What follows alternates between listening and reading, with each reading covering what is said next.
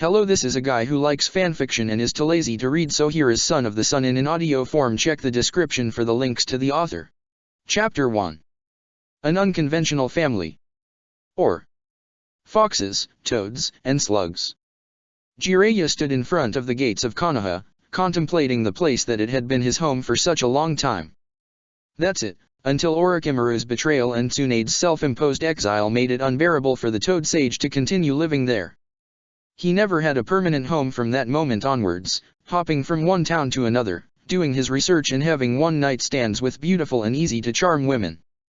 He only returned sporadically to pay a visit to his student and friend, Minato Namikaze. It has been 3 months since the latest, and now last, of those visits. They talked about Jiraiya's failed book, the tale of the gutsy ninja, and how Minato wanted to name his firstborn son after the main character of said book, Naruto. In the meantime, Jiraiya wrote his first erotic novel, Ika Ika Paradise, which became a bestseller in no time, encouraging his already large bank account. He had been planning to drop by once the kid was born in order to give the newborn some nice gift. In fact, he was on his way to Konoha when a courier ninja arrived and told him about the tragic news, and that his presence was required in the village. Upon reading the letter with all the details, at first he thought it was some sort of tasteless joke, but the letter he was carrying had the stamp of the Hokage's office. And now, just as he stood in front of the gates, he realized it wasn't a joke as he had secretly hoped. Even from the outside, Jiraiya could tell that Konoha had been victim of a devastating attack recently, which was confirmed the moment the Toad Sage walked into the village. The streets were nearly empty. Destroyed buildings left and right. Trails of smoke coming everywhere. The gray sky appeared to reflect the somber and depressing mood the village seemed to be in. Jiraiya hurried towards the Hokage's tower. Hokage's tower. Hiruzen Sarutobi was in his former, soon to be his once again, office as he absent-mindedly looked through the window, lamenting the current state Konoha was in. An Umbu appeared behind him. Hokage-sama, Jiraiya-sama is here as you requested, the Umbu announced. The third turned around, and sighed. Tell him to come in, please. As you say, the Umbu said before disappearing in a cloud of smoke. A few seconds later, the white-haired Sannin walked into the office. Hiruzen couldn't help but smile a little upon seeing his old student. Hello, Jiraiya, it's good to see you again, even if it's under such awful circumstances. How was your trip here? Hiruzen said as he sat down on his chair. Not to be rude, but that matters very little now. It's that true, sensei? Are Minato and Kushina truly dead? Jiraiya asked, trying to suppress the anguish of his voice. Yes.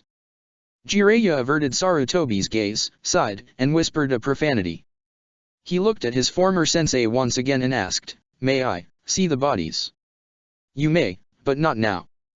There are urgent matters we must attend first before you can pay your respects to your student and his wife, Hiruzen gravely said. Matters that concern their son. Their son? Where is Naruto now? Is he okay? Jiraiya asked worriedly. Naruto is fine. He's possibly one of the few people who came out of this unscathed, Hiruzen said. I don't know if I'd call having a demon sealed inside him unscathed, sensei, Jiraiya pointed out. Not to mention that kid just lost his parents. True. Excuse my lack of tact. And to answer your first question, he's downstairs, on the lower floor. A couple medical ninjas are taking care of him. Now, Naruto was the reason I called you here. Because I'm his godfather. Exactly. According to Minato and Kushina's will, they left everything to Naruto, all their physical assets, such their house and other properties, as well as all their liquid assets, which will be managed by his legal guardian until Naruto comes of age. And according to their will, this person is you. I see. An uncomfortable silence followed Jiraiya's laconic answer. So, do I suppose that you're up to become Naruto's legal guardian and raise him until he's 18? Regardless of Minato's will, we can assign another legal guardian if you refuse. Jiraiya found the offer tempting. He had decided a long time ago that he would never settle down. That he would throw himself to the pleasures of life, to wander the world and enjoy it as much as possible. Taking care of a baby would make such thing impossible. He'd need to stay at a permanent place, more than likely Konoha, Since neither sensei nor the elders would allow the Kyuubi out of the village for other nations to take it and had to prioritize Naruto's needs and well-being over everything else. No, the perspective of becoming a single father was everything but alluring. But then again, if he didn't take care of Naruto, who will? Almost nobody in the village would want to be near Naruto after the Kyuubi's rampage out of fear, and he knew that other people would try to turn him into a weapon, depriving him of a normal childhood. No, he had a moral responsibility towards Naruto. Nobody else would want to take care of Naruto and raise him like a normal child but him. Jiraiya soon would learn how wrong he was. He was about to give his sensei an answer when shouts from outside the office drew both men's attention. "Miss, I'm sorry but Hokage-sama is in a meeting. You can't disturb him now," a male voice said, which Jiraiya vaguely recognized as the Umbu he has been talking to. "Do you know who I am? I'm sure that sensei will make time for one of his old students." A female voice angrily replied, a voice Jiraiya knew too well. "Oh my, I didn't expect her to come here so soon. Or to come at all," Sarutobi said, visibly worried. "What is she doing here?" Jiraiya asked, equally worried. "You see, Hokage-sama's guest is also another one of his old students and dash." "What? Get out of my way." Boom. Jiraiya and Sarutobi winced, and they both hoped that the poor Umbu wasn't too hurt. The office's door slammer opened, and a big-breasted blonde burst in. She fixed her eyes on Jiraiya, and snarled. She then looked at Sarutobi with rage in her eyes. "Oh Kami, I knew it. You're going to do it.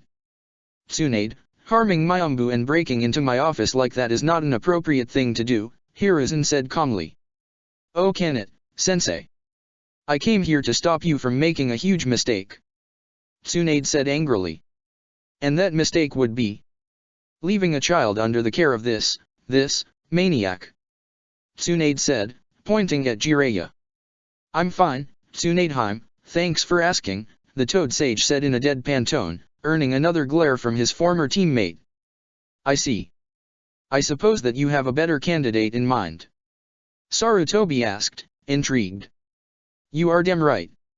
I myself would make a much better caretaker than this smut writer." "That's fine, but you don't have any legal base for claiming Naruto's guardianship." "I am his godfather and Minato left Naruto under my care should something happen to him and Kushina," Jiraiya retorted. "Yes I have. Naruto's my family." "Yeah, sure. And I am the grandnephew of the Sage of the Six Paths." "It's true, you moron. Kushina was an Uzumaki, just like Mito, my grandmother. I am Naruto's only family, and thus I have a greater claim to be his guardian. While I admit I am no expert when it comes to parenthood, I'm pretty sure that taking care of a baby costs money. Lots and lots of money. And last time I checked, you were hounded by quite a few creditors. I'm aware that Minato had quite some money on his bank account. I can use that to cover Naruto's expenses. Yeah, if you don't blow up on a casino again." Jiraiya angrily said, and turned to his former master. "Sensei, you can't seriously leave Naruto under this compulsive gambler. I do have experience raising children. I've been raising Shizune since she was a little girl, and she turned out fine," Tsunade said before Sarutobi could answer. "Even with my flaws, there's no way I can't be worse than Jiraiya." "All right, I heard enough," Hiruzen said, raising his voice and slamming his hands on the desk to make his former students to shut up. "Both of you have good points, and I'm sure we can reach a compromise." "What kind of compromise?" asked Tsunade. "Shared custody?" "Not exactly. It's obvious that you want what's best for Naruto, so why don't you raise him together? You can cover each other's weaknesses, and I'm sure that Naruto will benefit better if he has both of you taking care of him instead of just one of you. But, that means that we'll have to live together," Jiraiya said. He didn't like where this was going. "Yes, of course. But we're not a couple. What the hell are we supposed to do, pretend that we're a happy marriage for Naruto's sake?" Tsunade protested. "You don't have to pretend anything. If it put your mind at ease, think of each other as being roommates with a couple common interests. Or teammates fulfilling a long-term mission," Hiruzen said, hoping his solution would appease both Sannin. I don't know if this little meeting didn't made it obvious enough, but Tsunadeheim and I aren't exactly on friendly terms, Jiraiya mentioned. Yeah, I saw. But there was a time in which you'd take a kunao to the gut for the other.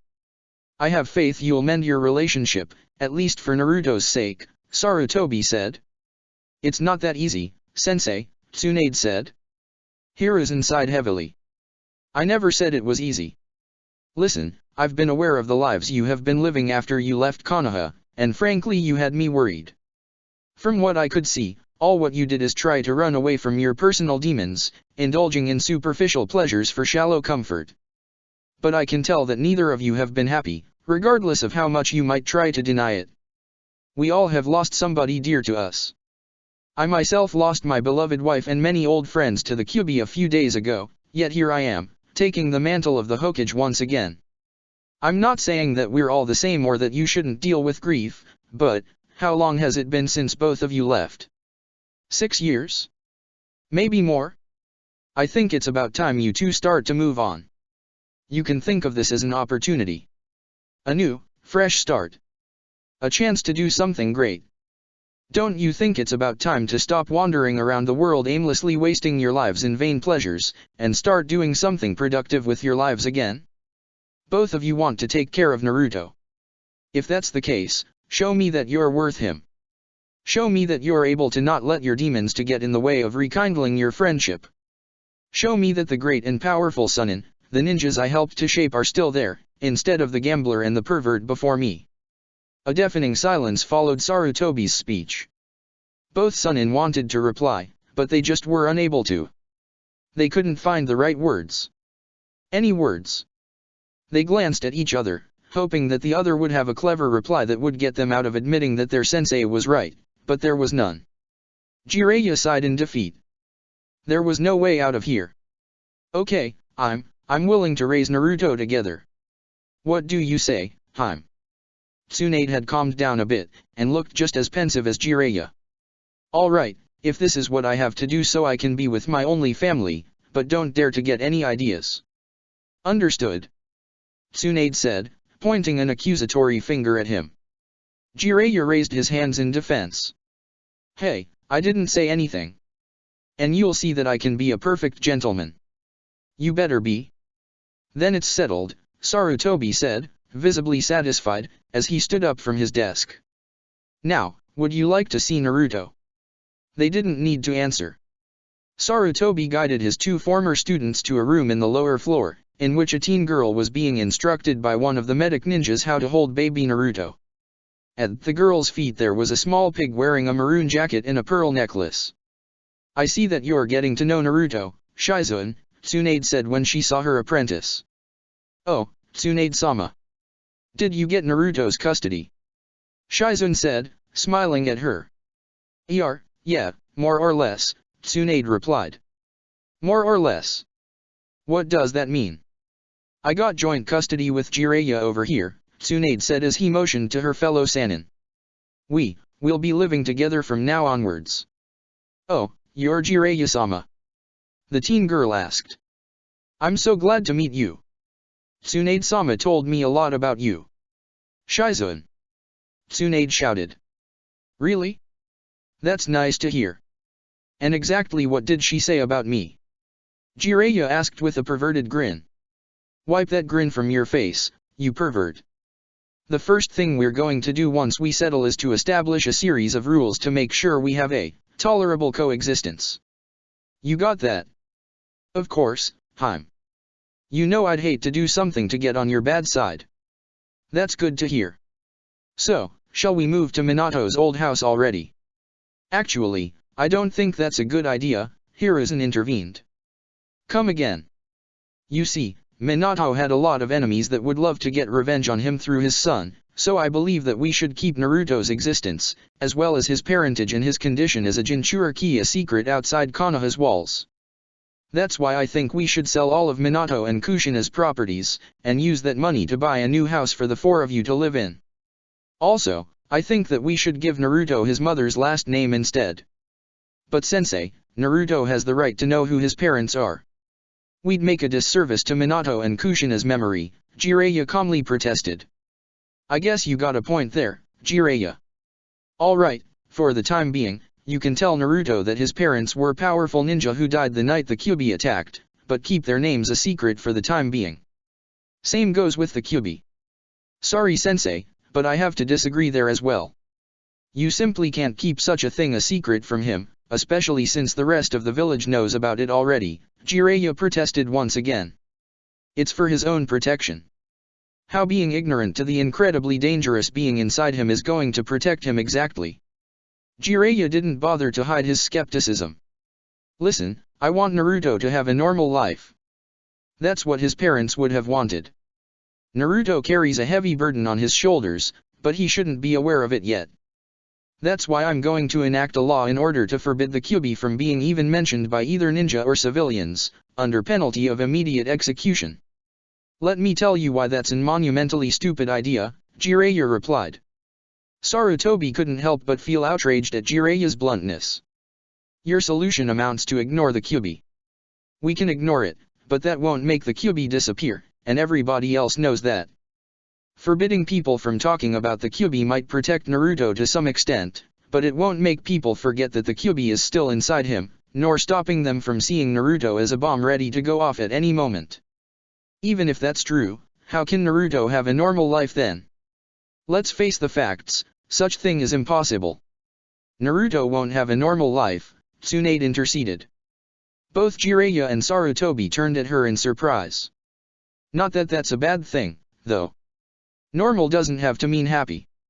Jiraiya and I will ensure that Naruto's childhood is as fulfilling as possible. Thanks for backing me up, Haim, Jiraiya said, smiling at her. I'm just stating the truth. But if his generation grows up knowing that Naruto carries the demon fox, it might alter their perception of him and will judge him unfairly. It will be nearly impossible for him to make friends, Sarutobi interjected once again. Tell me, sensei, do you think anybody would let their children near Naruto knowing what he's holding inside? At the very least, with all the facts, the children will be able to judge Naruto by themselves. And if they're unable to differentiate between the prisoner and its jailer, then they aren't worth his time, Jiraiya said. You seem very sure of yourself, Jiraiya. Are you sure this won't backfire? I would be lying if I said I was 100% sure, but I do believe that it is the best option. Let's have faith that the new generation will accept Naruto and won't judge him unfairly. You always drilled into our heads the importance of protecting the next generation. If we protect them, then we can place some trust in them, right? Sarutobi spent a few moments silent, pondering Jiraiya's words. A smile slowly crept his wrinkled face, and soon the old ninja was laughing, much to his students' amusement. To think that I just had one of my teachings used against me, yeah, guess that you proved your point, Jiraiya. There will be no special laws regarding Naruto. You two will be tasked with his protection and well-being, and we'll have faith that Naruto will be accepted among his peers, regardless of his burden, Sarutobi said. There's one more thing I'd like to talk about. Even if I can guess your answer, is there a chance that you may rejoin Konoha's ninja ranks again? Besides getting back two of the most powerful ninja Konoha ever produced, Hiruzen was hoping that the return of the Sannin would help boost the incredibly low morale of Konoha's citizens. Sorry, but no. I came back here to take care of my only blood family left, not to be a killer and relieve painful memories, Tsunade firmly stated. I'm with her. I left the ninja life behind. I'm a writer now. We will get involved with Naruto's training once he's old enough. He was about to add, should Naruto choose to become a ninja, but for somebody like Naruto, that wasn't a choice. He'd have to be a ninja for his own sake. Both Sannin hoped they could convince him to take that path. But think in all the good you could do. Konoha's in its darkest hour. I'll ask you to reconsider, Sarutobi said, almost begging. He knew that if he passed this opportunity, he'd never had the chance to convince them to go back to being ninjas again. Here's my counter-proposal, I'll take a job at the Konoha hospital, and I'm willing to even train future medic nins. But I'm never going back to a battlefield, Tsunade said. Hiruzen seemed to agree with her terms. He then turned to Jiraiya. Now that Tsunade made a concession, he'll have to do one as well. If there's a mission that absolutely nobody else can do, you can call me, was the Toad Sage's offer. Also, my spy network is at your service. Good to see that I can count on both of you, even if it's on such terms.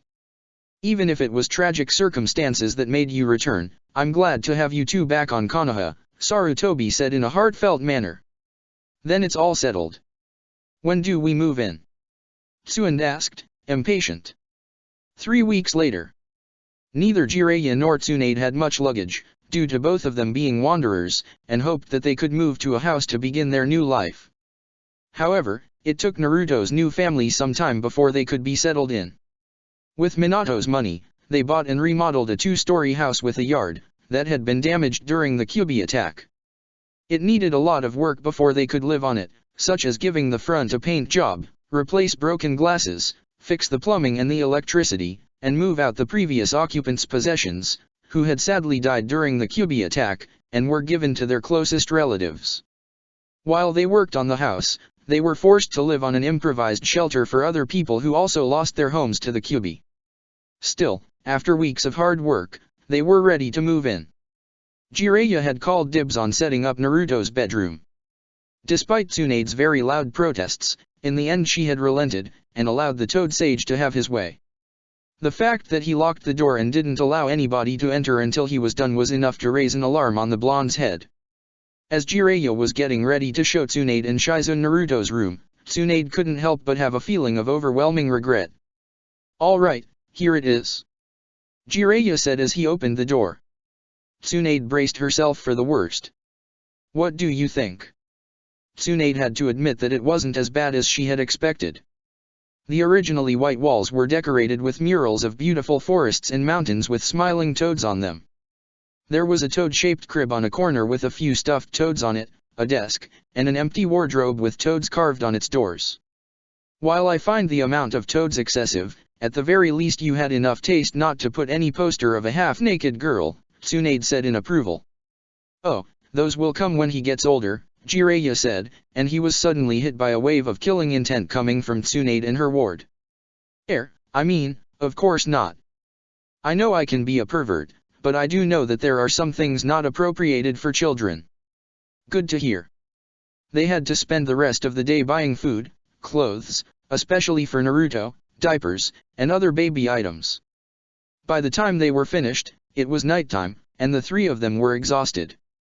Tsunade placed Naruto on his crib, and went to sleep alongside Jiraiya and Shizune.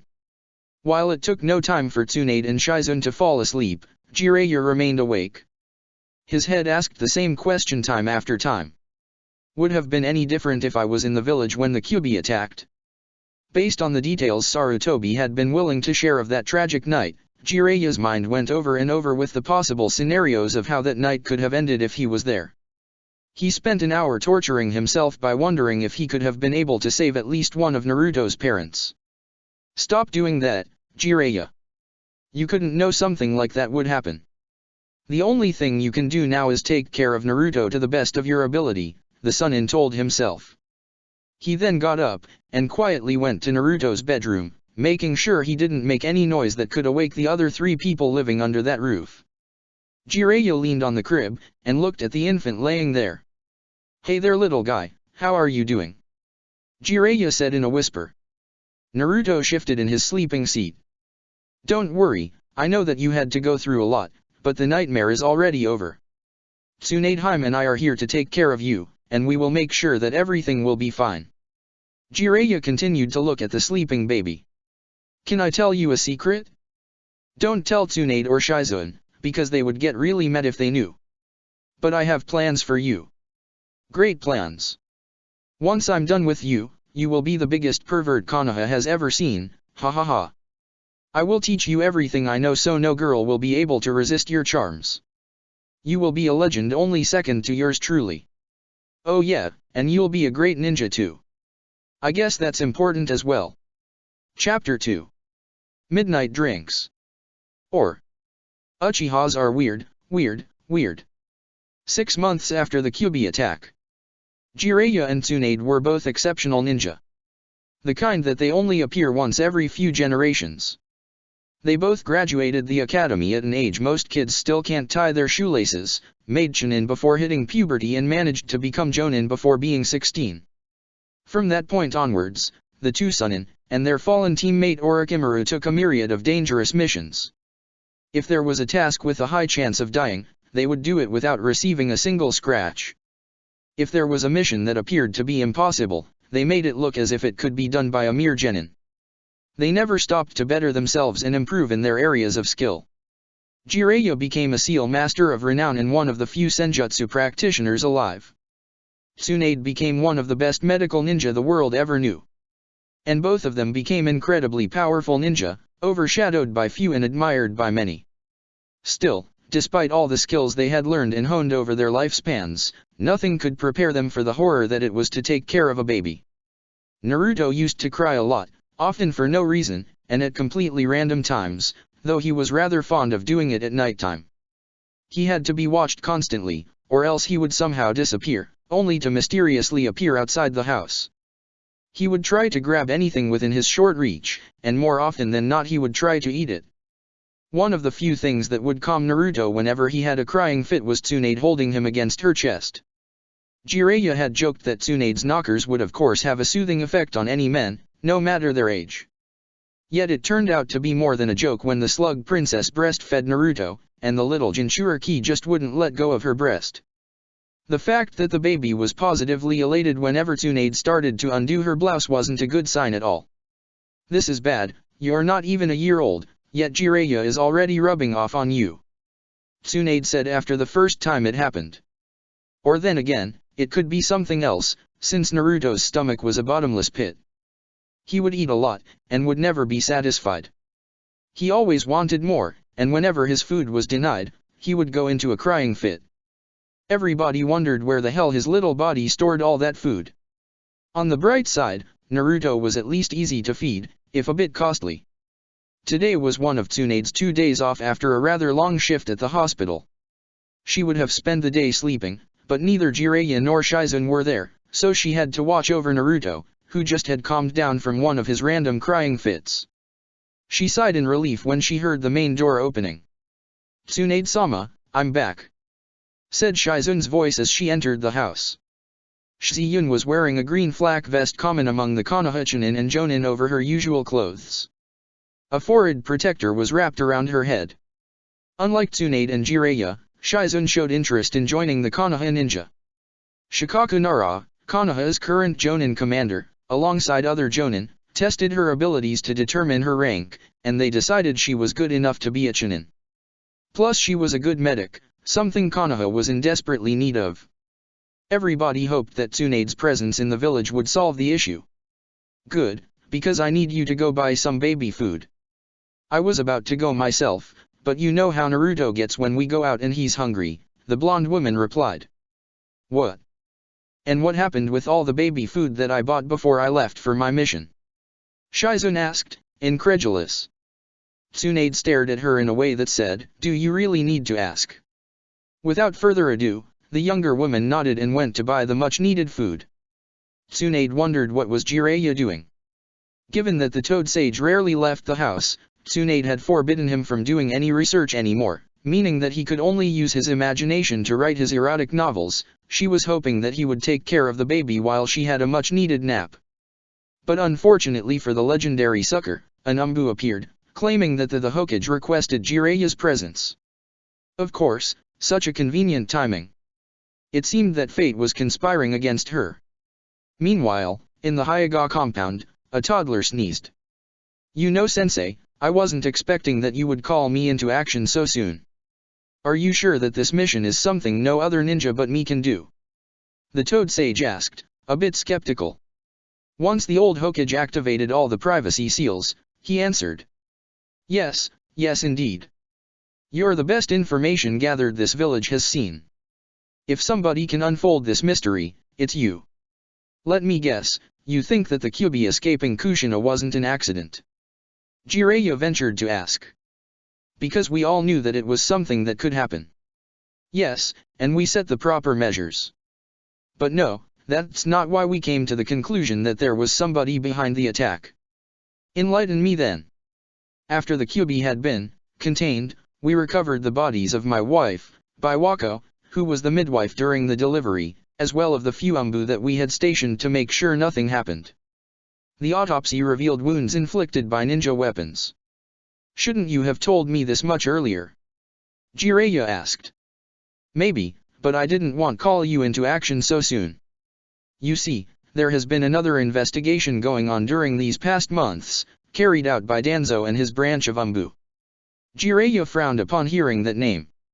Danzo was known for being an extremist, often inducted orphans to bolster his organization's ranks, was an open critic of Sarutobi's conciliatory efforts with other villages and never bothered to hide that he wanted to be Hokage more than anything. Fortunately, he never had enough support to achieve such ambition. I see. Did they find something? If Jiraiya was asking this, he knew there would be two possible answers: they either found nothing, or they found something that Sarutobi didn't like, and wanted a second opinion. The super pervert prayed for the former, but just like with Tsunade, fate felt like conspiring against the Sannin. Yes, Sarutobi said, sighing. Danzo and I had been discussing the events of that night. According to the many witnesses he interrogated, it's not like the Kyubi simply broke through our walls, it suddenly appeared in the middle of the village, coming out of a cloud of smoke. That sounds awfully similar to the summoning jutsu, Jiraiya pointed out. Indeed it is. But then again, summoning the Kyubi? The only person I can think of being able to pull something like that is Madara Uchiha, and he has been dead for decades. Maybe he had an apprentice? Someone he trained on how to tame the tailed beasts. It sounds rather far-fetched. We all know that Madara left the village alone, and tried to attack it alone. He never married nor had any children that could avenge his death. Anyway, Danzo decided that Madara was a good starting point. He made some interesting discoveries. Besides Hashirama-sensei, Madara also had a way to control the tailed beasts. We believe it was his Sharingan. You see, Madara's Sharingan wasn't normal. Apparently, he managed to awake a higher level of Sharingan, that granted him extraordinary new powers. So? Madara was an unbelievably powerful ninja who had plenty of unique abilities, just like Hashirama. That doesn't mean said abilities can be replicated by his clansmen, just like how Hashirama's descendants did not inherit the wood release. The thing is, they can be replicated. You see, this new Sharingan, named Mangekyo Sharingan, is an ability every Uchiha can attain, but very few do because of its high price.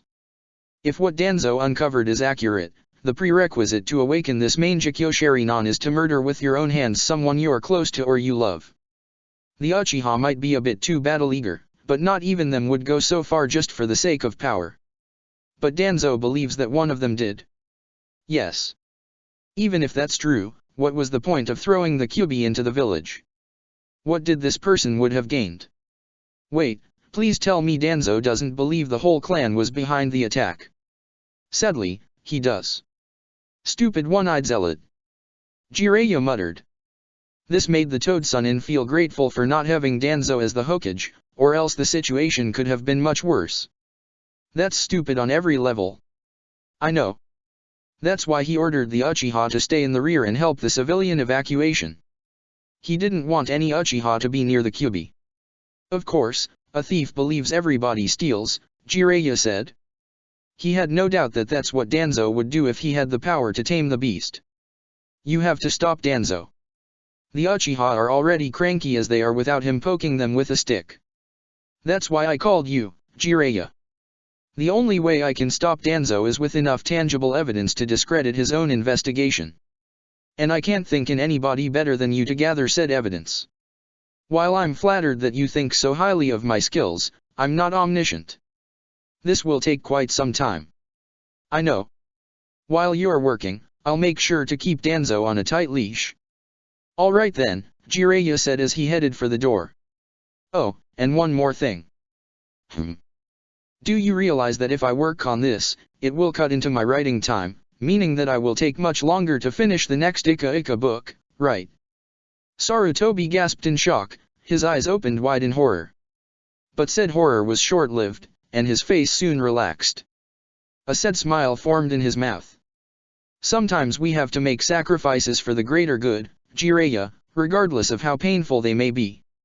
Shizun was in a mart close to her home, carrying out Tsunade's requests. After finding Naruto's favorite brand of baby food, she decided to buy all of it in one go to save further trips. The Gushi couldn't help but wonder how long it would last. He needed to teach that kid the meaning of the word moderation. Excuse me miss, a voice behind Shizun said. The black-haired Kunoichi turned around, and saw a boy looking at her. The boy would be about 5 or 6 years old. He had dull black hair long enough to be styled in a ponytail, deep black eyes, and wore a black shirt, black pants, and blue sandals. He appeared to be an Uchiha. Yes? Can I help you? Shizun said, putting up her best smile. Do you really need all that baby food? I'd like some too, if it's not asking much. There is more baby food left here. Yes, but that's the only brand my brother will eat without throwing a tantrum, the black-haired boy said. Oh, I can totally relate to that, Shizun said, giggling. Guess that I wasn't too nice of me to take all of it like that. How many would you want? 2 would be enough. Shizun complied, and gave 2 jars of baby food to the boy. There you go. Thank you, miss. My name's Shizun, by the way. Itaki. Itaki Uchiha, the boy said, confirming Shizun's guess. Nice to meet you, Itaki-kun. Your brother is lucky to have such a nice and caring big brother like you taking care of him. Itaki blushed a little. Thanks. Both of them headed to the cashier. Itaki decided to keep talking.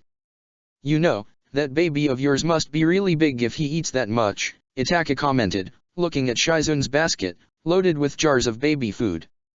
That's the funny thing, he's so little. Tsunade-sama said that one day she's going to find where all the food he eats goes, because he's always hungry, and never gets fat. Tsunade-sama. Itaki repeated. Then a realization suddenly dawned on him. Wait a minute, that baby of yours, is the kid with the demon fox sealed inside. Shizun's bright mood suddenly darkened, and pondered if he should answer him. But then again, most of the village already knew her as one of Naruto's caretakers, so lying would be pointless. Yes, he is. And, how is he? Itaki asked with genuine curiosity. What do you mean? Does he have something that makes him different from other babies? Nothing that I have noticed.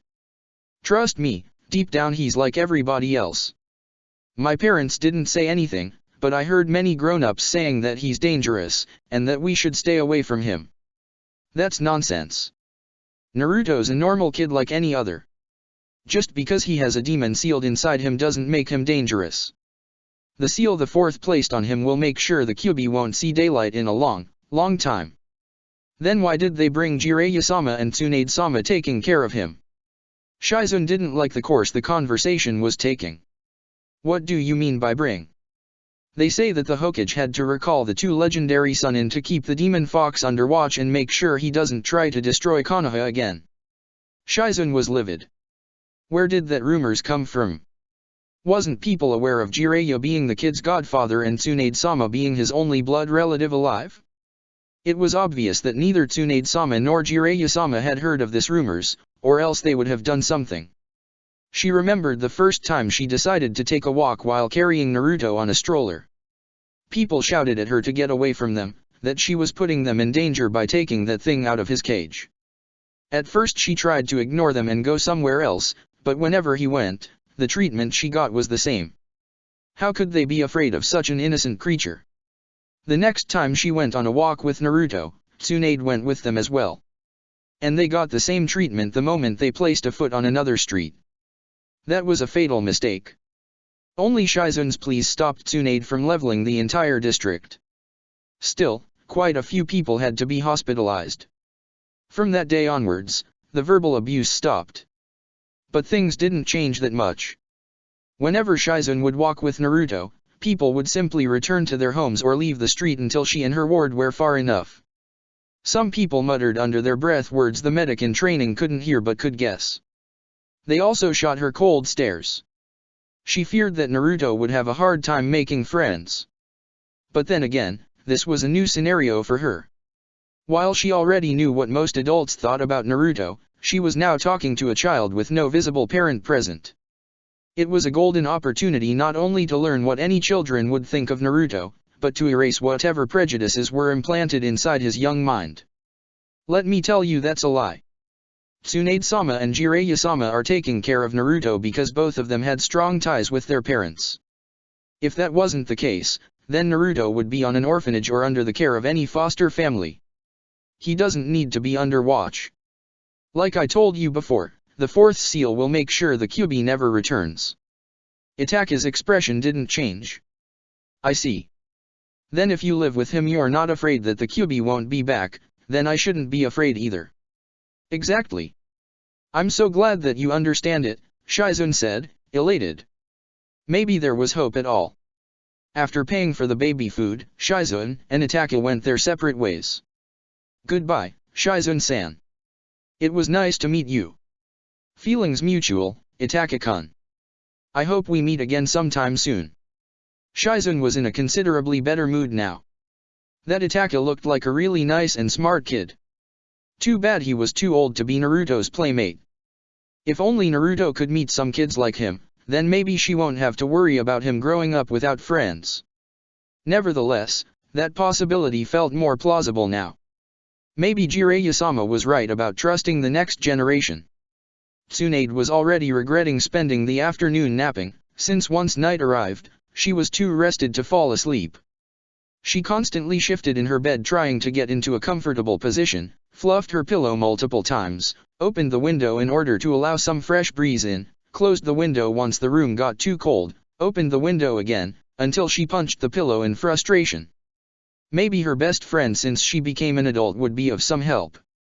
She got up from the bed, put on a robe and went to the living room. Turned out that Jiraiya was there, also awake, as well as her and Jiraiya's best friend, a bottle of sake. What are you doing up so late? Jiraiya asked. I could ask you the same, Tsunade retorted. True, but I did ask first. Tsunade groaned. Okay, fine, I couldn't sleep and thought that some sake could help. So you may pour me a cup now. What about you? Sarutobi-sensei tasked me with a big-ass mission that's going to take years to complete, and if I fail Konoha's relationship with the Uchiha clan may go down the drain, Jiraiya said as he carefully poured some sake on Tsunade's cup. I thought that you'd sleep like a log, given how overworked you've been this week. I spent all the day sleeping, so yeah, guess that I messed my sleeping cycle, Tsunade said as she emptied her sake cup in one go. Jiraiya refilled it without a single word from the blonde. Do you hear that? Jiraiya asked. Hear what? Tsunade said, taken aback. Was somebody trying to break into their home? I hear nothing. Exactly. Naruto hasn't cried a single time since sunset. I think that's a first. I didn't realize of that. And here we are, unable to sleep in our first silent night since we took care of that noisy brat. You've never been someone who appreciated irony. Oh, I do appreciate irony. When it happens to somebody else. Hee, you're quite the smart girl, aren't you? Jiraiya chuckled. By the way Haim, can I ask you something? I'm not drunk enough for that. Wow, shot down before I even asked. But I didn't mean that. Did you ever imagine your life turning out like this? Tsunade wondered about the question. The answer was a definitive no. Since she was young, her picture of the future was her being married to her boyfriend Dan Kato, who would be Hokage, with her little brother Nawaki on his way to succeed him in the future. They would have at least 2 children. Tsunade would be retired from active duty and would work at the hospital, either treating the sick and wounded, or helping to shape the minds of the future generation of medics. Yet fate had different plans for her. Dan and Nawaki's lives were brutally cut short before her very eyes. Unable to deal with so much death around her, she decided to flee Konoha and wander aimlessly around the world. She stopped thinking about the future and focused on the present. But the few times she did think in the future, she could only picture herself either dying alone on an alleyway after drinking way too much. But, being back in Konoha, and raising a kid alongside Jiraiya? No, that never entered her mind. Hearing about the fate of Naruto's parents awoke a spark of determination within Tsunade that the Sannin thought it was long extinct. Maybe she failed to save Dan and Noeke, but she swore that she'll do her best to ensure Naruto's safety. Yet something that at first appeared some sort of self-imposed atonement task turned out to be rather pleasant. Taking care of Naruto was a taxing job, but Tsunade considered it as much rewarding. And while living with Jiraiya didn't appeal to her one bit, the Toad Sage was a much nicer housemate than she had expected. In all these months, he had never broke once the rules she had set. It almost felt like the old times. No, Tsunade finally answered. Not that I complain. I didn't achieve much after leaving the village. I feel that I'm doing something with my life again. Guess that old monkey was right, huh? What about you? Like Tsunade, Jiraiya also had dreams. He dreamed of marrying Tsunade and maybe have a couple brats with her. They'd live in a huge mansion. His reputation as a writer would even surpass his reputation as a ninja. People would fawn over him, gush about his talents and ask him to sign their books. He'd convince Orochimaru to drop his evil ways and return back to Konoha. Like Tsunade, Jiraiya didn't think in the future, not even once, since he was too afraid to think about it. His life was plagued by failures and very little accomplishments. So far, his life was a cycle of doing his research to write his books to earn money, then blow up that money on alcohol and women, then start to work on his next book.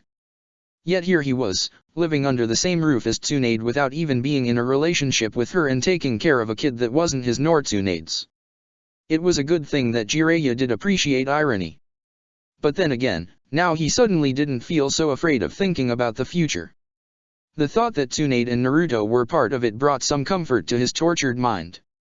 No, but even if being a swinging bachelor unchained by responsibilities such as fatherhood was something I greatly enjoyed, being here with you and taking care of Minato's brat is a nice change of pace. By the way, how's that new book coming along? Slower than usual, between being back on duty and you not letting me to do more research. Not gonna happen. At least as long as you want to continue living in this house and raising Naruto. I didn't say anything. No, but you were thinking it. It was you who asked about the book. And I didn't know you read minds now. Are you part Yamanaka as well, besides being Senju and Uzumaki? I don't need mind reading powers to know what you're thinking. You've always been like an open book. I see. Do I make for an interesting read then? Jiraiya said with wide grin on his face. When you behave properly, you certainly do. Jiraiya chuckled, but didn't say anything in return. They both continued drinking until Tsunade thought about something worth talking again. What do you think Orochimaru is doing right now? Jiraiya almost choked on his sake. Oh come on Haim. We were having a moment here, and you ruin it by bringing up that treacherous snake. I believe that you and I don't share the same definition of having a moment. And given that we're reflecting on our lives and future, I thought it would be fitting to talk about him. He used to be our teammate. Don't remind me. Well, from what I knew, the snake's probably cutting up the corpse of some poor bastard in a vain effort to understand the natural order of the universe, or bullshit like that.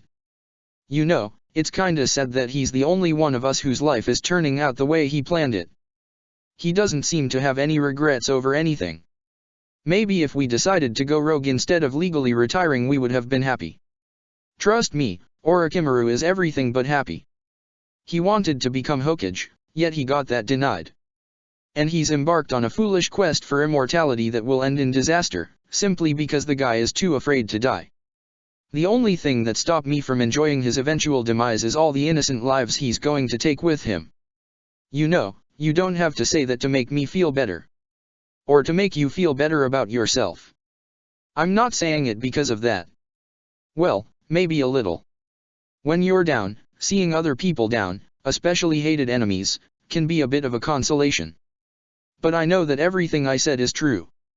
Do you think we'll see him again? I'm afraid so. I don't think he'll ever let go of the grudge against Konoha and Sensei. He'll come back for revenge. Maybe not now, but sometime in the future. I'm certain of it. Well, that's an uplifting thought. Once again, it was you who asked. Yeah, bringing up Orochimaru might not have been a very good idea. It's okay. Alcohol can do that to you. Speaking of which, more sake. I think I'll pass, Tsunade said with a wave of her hand. Jiraiya gave her a look. Don't stare me like that.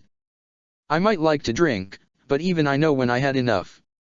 I think I'm going back to bed. Yeah, that's a good idea, Jiraiya said.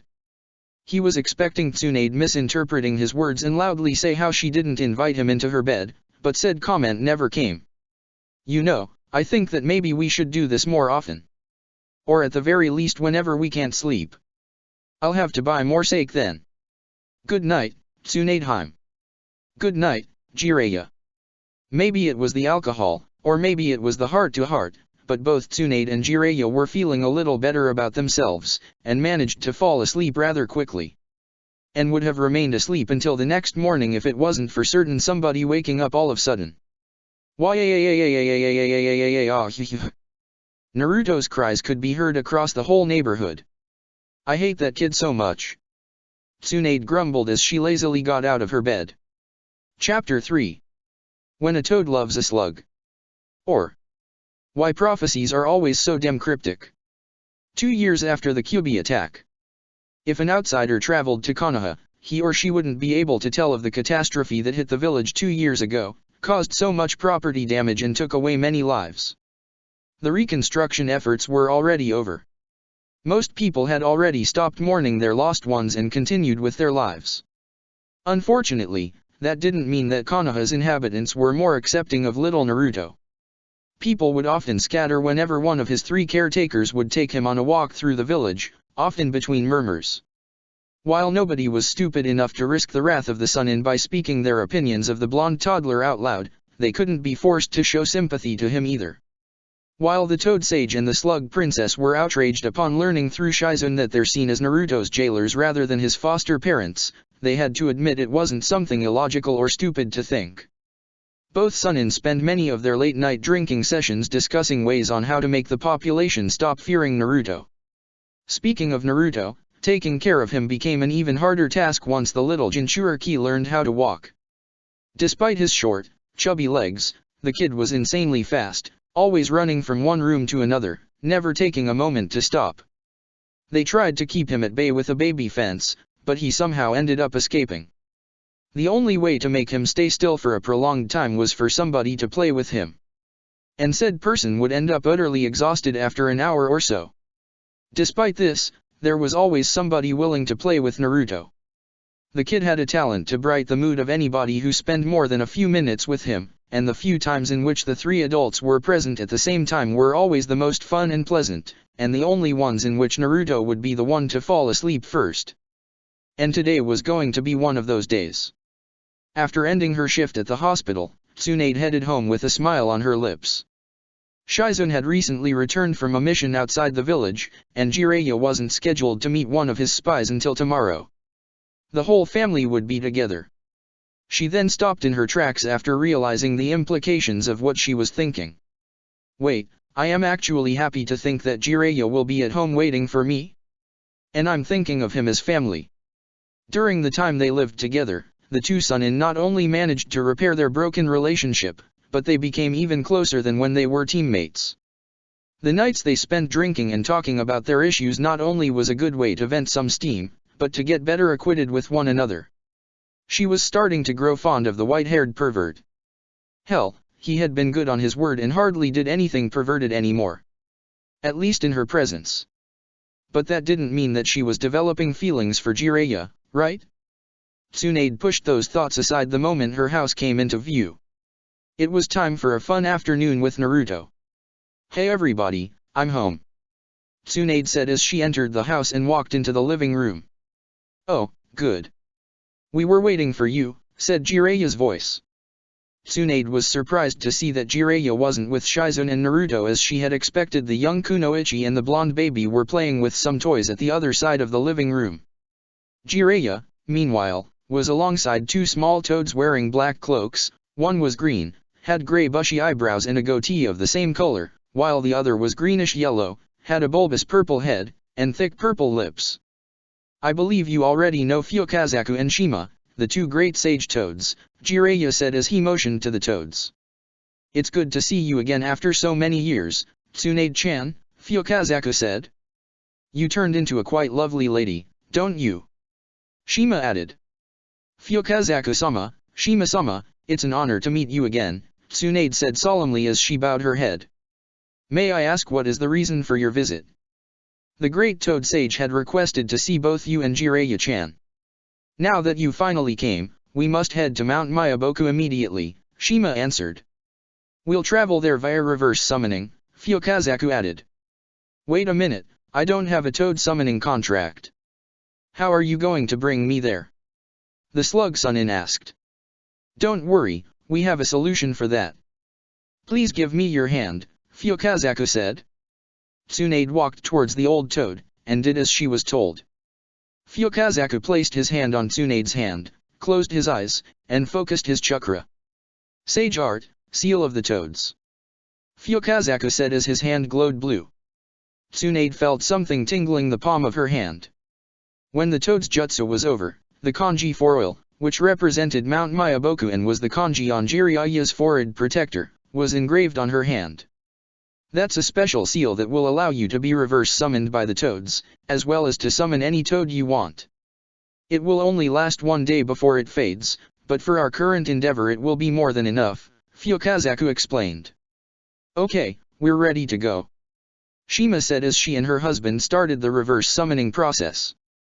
In less than a second, Jiraiya and Tsunade were no longer inside their house's living room, and found themselves in the middle of Mount Mayaboku. While Jiraiya had been there quite a few times, Tsunade spent some minutes exploring the immediate surroundings, marveling at the natural beauty of the toad's home. The place was filled with gigantic plants and mushrooms. Beautiful flowers that she had never seen before, nor knew they existed. Multiple rivers and streams flowed through the mountains. There were also many statues of toads scattered around the place. Yet for some reason, Tsunade found the place oddly familiar. The slug Sannin then realized what was Jiraiya's inspiration to decorate Naruto's bedroom. So, what do you think of our home, Tsunade-chan? Shima asked. It's amazing. The natural energy from this place is simply overwhelming. There's so much life. Would you say it's better than Shikotsu Forest? Ma, don't ask her such a thing. Don't you see you're putting her in a predicament? Fyokazaku said angrily. Oh can it, Pa? It's not that we invite a non-toad summoner to our place that often, and I just want to compare. Better or worse aren't words that I'd use to compare both places. Guess that the word would be, different, Tsunade said, hoping that her answer wouldn't upset the toads. However, she wasn't going to badmouth the slugs behind their backs just to appease their current hosts. So, you said that the great Toad Sage wanted to see us. Jiraiya said, trying to get back to their current business. Oh, yes you're right. Come on, let's not make Gamamaru-sama wait any longer, Fyokazaku said as he led the way. Like that senile old geezer won't forget that he wanted to speak with the kids in the first place. Shima scoffed. While they headed to see the spiritual leader of the toads, Fyokazaku thought it was a good chance to bring up certain topic regarding their only summoner. He hopped onto the white-haired man's shoulder. Jiraiya-chan, since you're here again, have you thought that it might be a good chance to complete your senjutsu training? Maybe another time, Jiraiya replied uneasily. I'm kind of busy right now. Always with that excuse. Hey, I am taking care of a baby right now, so cut me some slack. Were you taking care of a baby during the past 10 years as well? I don't need it. I already mastered senjutsu. Fyokazaku scoffed in return. Then you and I have a very different idea of what mastering senjutsu means. You need both Ma and I to enter and maintain sage mode. Plus your control of nature chakra has plenty of room for improvement. Listen, I will finish my training, okay? Just not now. I need to focus on Naruto first and foremost. I understand, Jiraiya-chan. But try not to delay it for much longer. The difference between incomplete and complete sage mode could mean the difference between life and death. After a short trip, the two small toads and the two Sannin were in front of Gamamaru, the great toad sage, who was sitting on a shallow pool. Tsunade eyed at the large red toad in front of her. Judging by the amount of wrinkles, warts, and near-closed eyes, it was obvious that Gamamaru was very old. Some said that he was so old, he even had met and advised the sage of the six paths himself, thought they were mostly rumors. Gamamaru-sama, Jiraiya-chan, and Tsunade-chan are here, just like you requested, Fukazaku announced. Honorable sage, both Sannin said at the same time as they bowed before him. Ah, I see. Good. There is much we need to talk, Gamamaru said, each word coming out of his mouth at a rather slow pace. Jiraiya and Tsunade waited expectantly about what the Gamamaru wanted to tell them. They waited for a few minutes, but the old, large toad didn't say anything else. Gamamaru-sama. Fugakazu asked. Zzzzzzzzzzz. Jiraiya and Tsunade sweat dropped. Wake up you old geezer. Shima screeched, startling Jiraiya, Tsunade, and Fukazaku, but apparently waking up Gamamaru. It's lunchtime already. Gamamaru asked, disoriented as he slowly looked around. Gamamaru-sama, you wanted to talk with Jiraiya-chan and Tsunade-chan, remember? Fukazaku said once again, hoping to get everything back on track. Yes. Listen up young ones, because there is a turbulent future ahead, both for of you, and the little tadpole under your care, Gamamaru said. Tsunade's worry spiked upon hearing those words. I don't care what happens to me, is something bad going to happen to Naruto? Young Naruto will have a hard road ahead of him. He will do great things, and will meet terrible enemies. You will need to protect him from said enemies as long as he can't take care of himself. We will, great sage, Jiraiya stated with determination. Tsunade nodded as well. I have seen, Konoha on fire. Divided against itself. Friends will turn into enemies. Sons will fight their fathers. And behind the fire, a one-eyed demon. Be aware of him, said demon will go after Naruto. You must protect him at all costs. I have nothing more to say. Return now to your home, and meditate on my words, Gamamaru said, before falling asleep once again.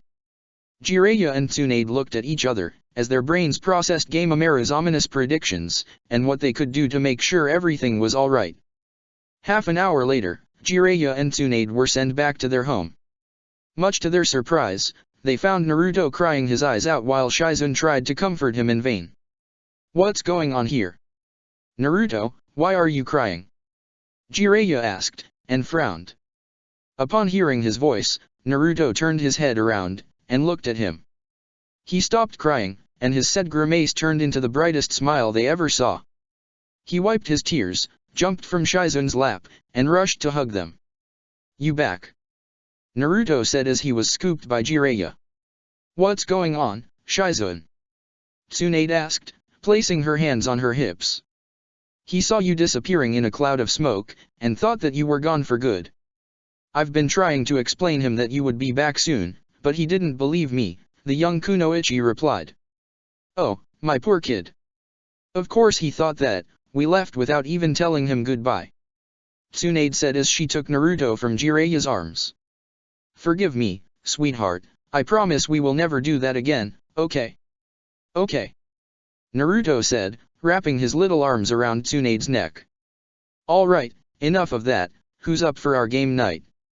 Jiraiya said, and everybody cheered in return.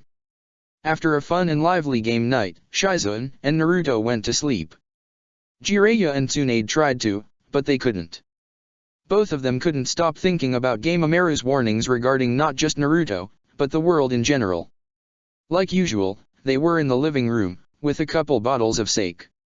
So, Naruto is in danger from a one-eyed demon.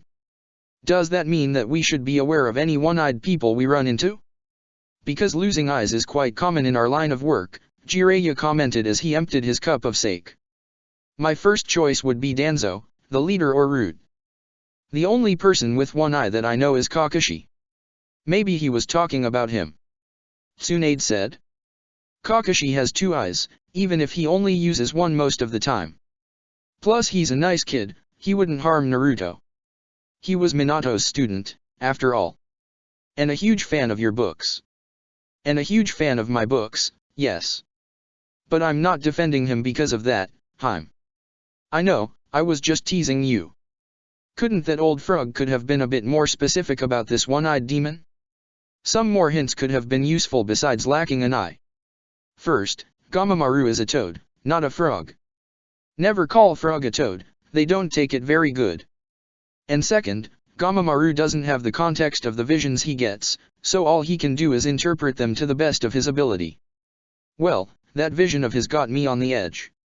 He told us that Naruto is in danger, but didn't specify about what kind of danger, and we can't protect him from everything. I mean, it's not that we can lock him down in his room or something. Even if you did, he'll find a way out. He always does, Jiraiya mentioned, causing Tsunade to chuckle. But then again, that's nothing new. His parents, especially Minato, had a lot of enemies that would love to get revenge through Naruto. And he already has yet another bullseye on his back due to being the Kyuubi Jinchuriki. Even worse then. What also worried me was the part about Konoha being on fire. Do you think that somebody is planning to attack us? I wouldn't rule that out. We're still recovering from the Kyuubi attack, which made a number on our forces. I'm hoping our presence here serves as a deterrent for any village who might want to invade Konoha. I hope so. We may not be the Yellow Flash, but the name of the Sannin still can inspire fear among our enemies. And that part about friend turning enemies, do you think that we may be betrayed by one of our allies? From what I know, our current allied village is Suna, but even with our recent losses, they still lack the numbers and power to wage war against us. At least on their own. Maybe they can ally with one of the other three great villages, but I find that unlikely. Even then, maybe it would be a good idea to try to strengthen our ties with them. Pay them a visit, mail some sake to the Kaze cage, stuff like that. Sake seems to be your answer to everything. Because it works. I mean, remember when we returned here, how we couldn't spend 5 minutes without yelling at each other. Actually, it was you who did most of the yelling, Jiraiya said with a cheeky grin as he poured more sake on his empty cup. Yet when we started to have this late-night drinks, everything became far smoother. Now I'm even happy to see that you're home when I get back from work. If that's not enough proof of Sake's miraculous conciliatory powers, oh. Of course. Tsunade said in realization as a huge smile formed in her face. What? That's how we can make everybody accept Naruto. He only needs to go drinking with every villager here. Wow, even in my wasted state, I still can see how much that idea sucks. Tsunade's smile disappeared, and was replaced by an angry frown. And why is that, smartass? Well, I might not know much about babies, but isn't alcohol very toxic to them? We still have to wait about 16 years until he can do that. And even then, he'll have to drink a lot in order to befriend the entire village. Damn it, I haven't thought that, Tsunade said, as she slumped on her chair, and drank from her cup again. Oh well, I'm sure I can think something. I just need more inspiration, hehe. Hey, don't you think we had enough? Maybe we should go to bed. I will decide when I had enough. Now come on, keep the sake going. I have to forget that damned prediction from that damned frog. Toad. Whatever. Tsunade-sama. Are you awake? Come on, you need to get up, you're going to be late for the hospital. Shizun's voice awakened the blonde Sannin. The sunlight coming through the window felt into her eyes like being stabbed with burning hot daggers. Which didn't do any good to alleviate the massive hangover she was starting to notice. She could swear her head would explode at any moment. Yes, I'm awake, Tsunade said in a barely audible grumble. And stop yelling so much. The slug princess tried to get out of the bed, but she couldn't. There was something that was keeping her from moving. Further inspection revealed that it was a rather large, and definitely male-looking arm. She followed the arm with her eyes, and just as she feared, said arm was attached to a man. A naked man. A man with white hair she knew very well. While asleep, there was a very wide grin on his face. Taking into account the fact that Tsunade was also naked, it didn't take a genius to realize what happened last night, even if she didn't remember it. Nor she wanted to remember, anyway. She wanted to scream, but her extremely dried throat could only produce a cough. Just how much did I drink last night? The blonde Sannin asked herself in horror. Covering her naked body with the blanket, Tsunade tried to push the toad sage awake. Jiraiya! Jiraiya! Jiraiya! Tsunade said as she rocked the white-haired man, each time with more force. Jiraiya opened his eyes slowly, blinking several times until they accustomed to the current light. He groaned, rubbing his head with one hand, effectively being victim of a hangover just as bad as his drinking buddy. He then looked at Tsunade, and his mouth formed a smile. "Good morning, Haim," Jiraiya said absent-mindedly. Then, slowly but surely, the more aggravating elements of the situation started to sink in. Upon realizing what was going on, he looked at Tsunade's barely naked form with his eyes wide opened as his face turned red. Whoa! What the hell? What happened? Trust me, I feel the same. We can talk about that later and make no mistake, we will talk about it. Now get out of here before somebody sees us. Tsunade said, panicked. Alright. Jiraiya babbled as he hastily started to pick his clothes from the bedroom's floor and got dressed. Tsunade proceeded to do the same. Tsunade-sama, get out of the bed already. Shizun's voice said from the other side of the door. Even back in Konoha, I still have to be the responsible one. I'm awake. I still need a few minutes to get ready. Just don't come in. And what is taking you so long? Shizun asked as she opened the door and came into the room, only to be greeted with an image of her mentor and Jiraiya half-naked, trying to get dressed as half as possible. Both Sannin smiled at her sheepishly. Shizun let out an eep. And quickly left, slamming the door shut. It's okay, it's okay. I didn't see anything. Just, take all the time you need. To say that breakfast time that morning was awkward would be a massive understatement. They all ate their breakfast without uttering a word, Shizun feeding Naruto while she actively avoided looking at the two Sannin in front of her. Tsunade, however, couldn't bear the silence anymore, and opened her mouth to speak. Shizun, what you just saw? None of my business, Shizun said matter-of-factly. We're all adults here. Just, tell me beforehand so we don't run into more unfortunate situations, the young kunoichi said, without turning her head to look at her mentor. This time it was Jiraiya who tried to speak. Listen Shizun, Tsunade and I aren't Do you think we should talk about that in front of Naruto? Shizun interrupted again. Both Sannin looked at the blonde toddler, happily enjoying his food and ignoring the conversation that was going on in front of him. They could pretty much be talking about Minato and Kushina and he'd pay as much attention. But then again, they had to admit Shizun had a point, that wasn't something to discuss in front of a little kid. Now, if you excuse me, today I have gate duty, Shizun said once she had finished feeding Naruto and eating her own breakfast, and left. I think that I'll get going too. I don't want to keep my contact waiting. Hopefully I'll get some more hints on the Kyuubi attack, Jiraiya said, clearly dying to get out of that house. Will you take care of Naruto? Yeah. I'll leave him in the hospital's daycare, Tsunade replied.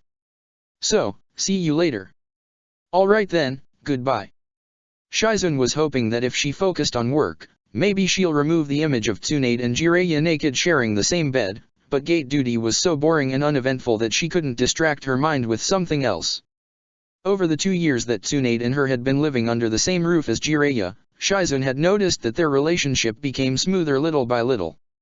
During the first few weeks they used to argue a lot, and tried to avoid each other as much as possible.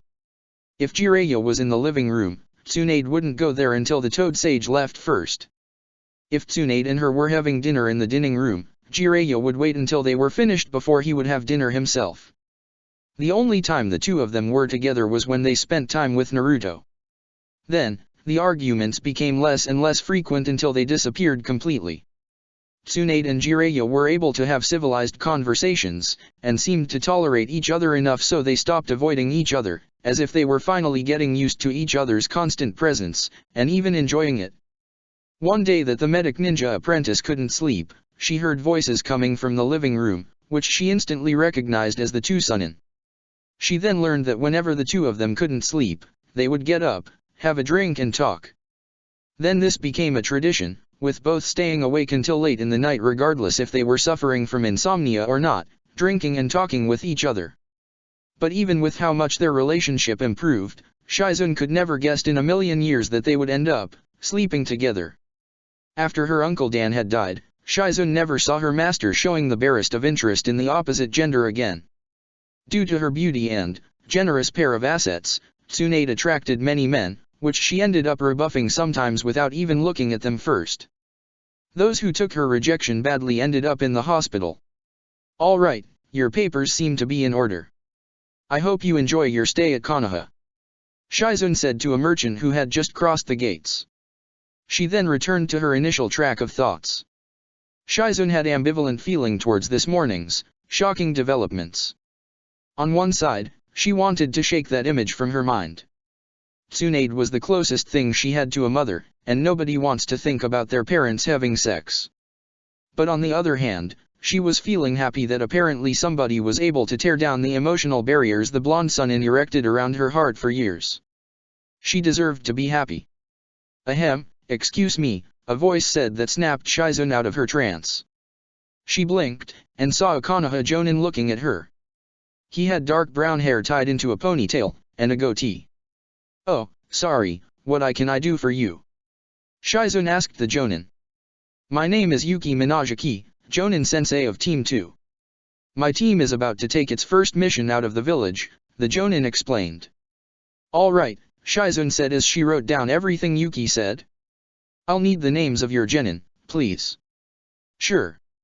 They're Shinko Inari, Tenma Izumo, and Itaki Uchiha. Shizun was taken aback when she heard the last name. She then looked at the genin that were waiting a few meters behind their sensei. She saw a boy that was about 10 or 11 years old with gray, spiky hair, wearing a dull blue shirt and black pants. Besides him was a girl of a similar age with the same hair color, styled into two pigtails that curved upwards, and was wearing a maroon t-shirt that exposed her belly, dark blue shorts, and a cap on her head. And lastly, there was another kid, much younger than the other two, whom Shizun identified as the kid she first met on a grocery store a year ago, and saw a few more times whenever she went on a walk. Itaka-kun? Is that you? Shizun asked. Oh, hi, Shizun-san, Itaka said as he waved at her. Are you a genin already? Shizun asked, her eyes wide open. Itaka just nodded. But, how old are you? 7.5. But, you're so young. Well, Itaki is quite talented, Yuki spoke up. I was quite surprised when they told me he was the rookie of the year of his promotion. Shizun was left speechless. Not only this kid graduated 5 years before the average genin, but doing so as the best of his class was something beyond amazing. Granted, she knew that both Tsunade and Jiraiya had graduated academy when they were just 6, but she never expected to meet another prodigy of the same caliber. We're going on our first C-rank mission, it isn't great. Itaka said, beaming. Now, if everything is in order, I'd like to continue with our mission, please, Yuki said. Oh, yes, of course. Good luck out there. You'll tell me how it went when you get back, Itaka-kun. Shizun said as she waved at Itaki and his team. Thank you, Shizun-san. And yeah, I will, Itaka said, waving back. Guess that they weren't exaggerating when they talked about the prowess of the Uchiha. Wonder if under the tutelage of Tsunade-sama and Jiraiya-sama Naruto-kun will be able to become a genin that soon. Shizun mused to herself. Night fell over Konoha once again. While Shizun and Naruto were asleep once again, Jiraiya and Tsunade were having their usual late-night drinking session. Except there were two key differences. The first one was that they were sitting at the opposite ends of the living room's couch, in an awkward attempt to put as much space between each other as possible. And second, there was no sake. Despite both Sannin undying adoration of the burning brew, they weren't going to take any chances after what happened the previous night. Jiraiya cleared his throat. So, how was your day, Haim? Good. Today came a pregnant woman who gave birth to triplets, Tsunade answered, without looking at him. Oh, triplets. You don't see that every day, Jiraiya replied. And, how's your hemophobia going? Good too. Therapy is working fine. I'm making some progress, even if it's at a slow pace.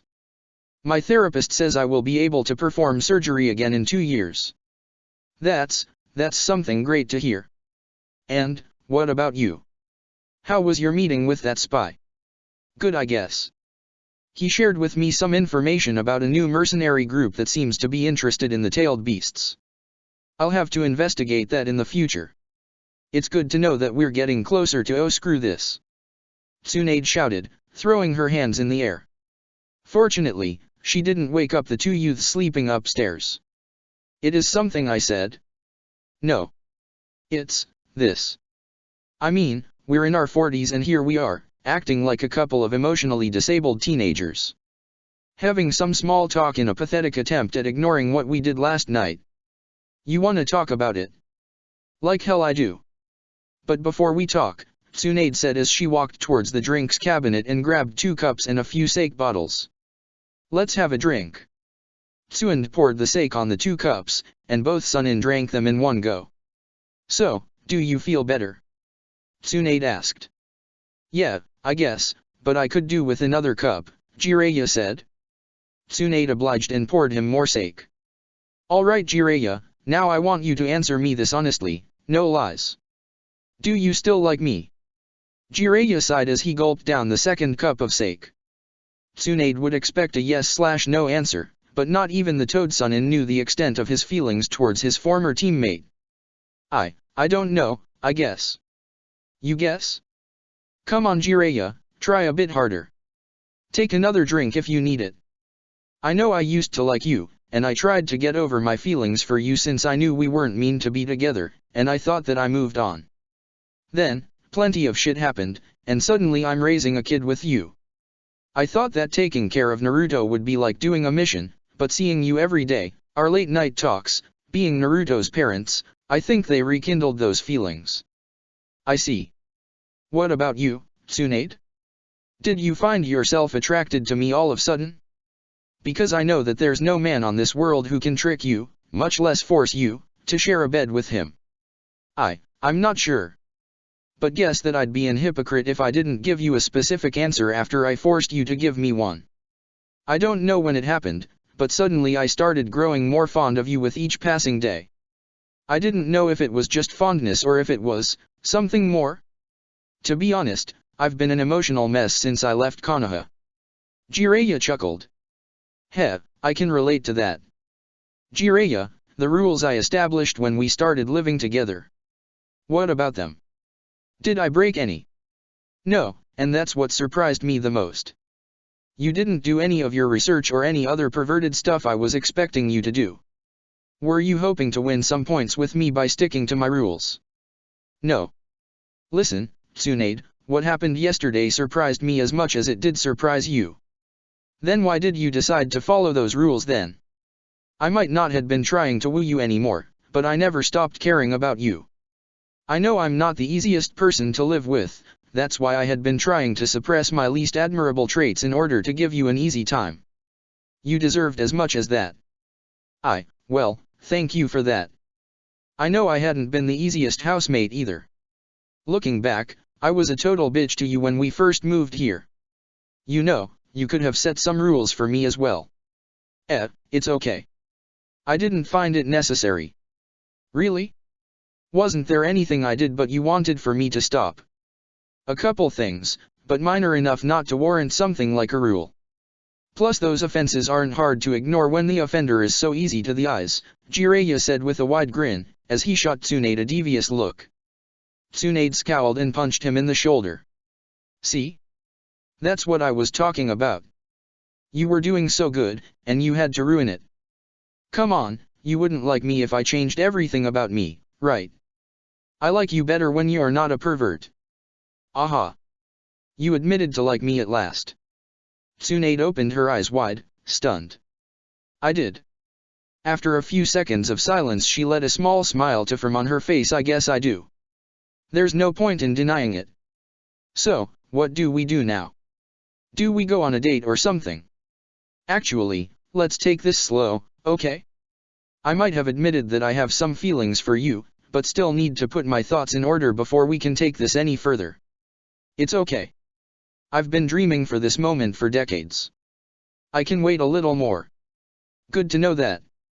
As for now, we might not go on a date, but there are a couple bottles of sake that have on a date with our livers, Tsunade said as she poured more sake on her and Jiraiya's cups. They spent the rest of the night casually chatting while drinking, resembling what they usually did during the previous nights. Shizun woke up next morning as usual. After getting dressed, she walked towards Tsunade's bedroom. "Tsunade-sama, are you awake?" "It's time to get up," Shizun said after knocking the door, but there was no answer. She knocked the door again. "Tsunade-sama." Fearing for the worst, the young Chunin opened the door slowly, and after working up some courage, she dared to peek inside. But much to her surprise, the room was empty, and the bed was made. Weird. Tsunade never wakes up earlier than her. "Oh well, guess that there's a first time for everything," Shizun said as she went downstairs. However, upon reaching the living room, she saw something way worse than the image of the previous morning, which also made her realize why the bed was made. Tsunade didn't sleep in her room at all. "Oh dear Kami!" Shizun shouted in horror as she rushed back upstairs. "That's the only couch we have." Chapter 4. The Hyuga Affair. Or, bloodline limits are not a substitute for anger management. 3 years after the Kyubi attack. It took them some time, but Jiraiya and Tsunade were able to sort out their issues, and decided to give themselves a chance. Things were slow at first, just as Tsunade wanted, but they soon became comfortable with each other and their relationship moved way faster than anyone would have anticipated, and a year after they made their relationship official to Shizun and Naruto, they agreed to marry. For Shizun's sanity's sake, they also decided to limit any activity remotely linked to sexual intercourse to their bedroom. The girl had an innate talent for finding them doing it, if you could call that a talent. While Tsunade and Jiraiya wanted a small, intimate ceremony with their closest family members and friends, in the end it became a huge event due to how many people wanted to witness their union. After the wedding was over, there were 2 consecutive days of partying across all of Konoha, and it would have been more if Sarutobi didn't use the Umbu to force everybody, especially other ninja, to return to their usual duties. Jiraiya and Tsunade traveled to a village in Land of the Hot Springs, which used to be a ninja village like Konoha, but failed due to the lack of quality of the ninjas trained there, and was converted into a tourist resort, which was far more successful. That had been a week and a half ago. Naruto was elated, since today was the day their beloved parental figures would return from their trip. He had begged and cried to take him with them. It took nearly 3 hours until they convinced him to stop begging. The moment the door opened, Naruto immediately bolted from the couch. Shizun had it washed 4 times since the incident and dashed towards the door. "Mom! Dad! You're back!" Naruto cheered as she hugged Tsunade's legs. "Well, I was going to ask you if you missed us, but guess that there's no need to," Tsunade chuckled as she bended down to hug Naruto. "Welcome back, you two. How was your trip?" Shizun asked. "Couldn't have been better. The weather was perfect, the food was delicious, the service pretty nice, but all of it pales in comparison to the wonderful company," Jiraiya said as he pulled Tsunade near him and kissed her. "Ugh, didn't you guys get enough fun time already? I don't need more mental scars." "Shizun is right, Jiraiya. At least, wait until tonight," Tsunade replied as she gently pushed Jiraiya back. "I make no promises," Jiraiya said with one of his trademark perverted grins. "What amazed me the most is how that place seems to be always summer. One day I'll find out why did they do to have a microclimate like that." "You buy me a present?" Naruto asked. "It was your birthday not even 2 months ago." "You already had presents," Tsunade said, hands on her hips. Naruto's eyes then watered as his mouth curved down. Tsunade sighed, rolled her eyes and produced a wrapped box from under her jacket. "There you go, brat." Naruto quickly snatched the box and unwrapped it, revealing to be a set of toy shurikens and kunaus made of plastic. "Yay! My first ninja stuff." Naruto cheered as he opened the box. "We thought that maybe you could start training with the basics. You'll be enrolled in the academy in a couple years after all," Jiraiya mentioned, ruffling Naruto's hair. Naruto didn't say anything, he simply took his present and rushed towards his room upstairs in order to enjoy his new toy. "Boy, I wish everybody else could be so happy with so little," Jiraiya said as he saw his adoptive son disappearing upstairs. Then he turned his eyes to the young kunoichi. So, did something interesting happen while we were out, Shizuan? Actually, yes. I've been promoted to Special Jonin. The black-haired girl announced, even jumping in joy. Congratulations. You really deserved it. Jiraiya said, patting her in the back. Hell, she deserves to be an actual Jonin. Tsunade added, a bit upset. Tomorrow I'm going to have a talk with that old monkey and make sure that Please, don't.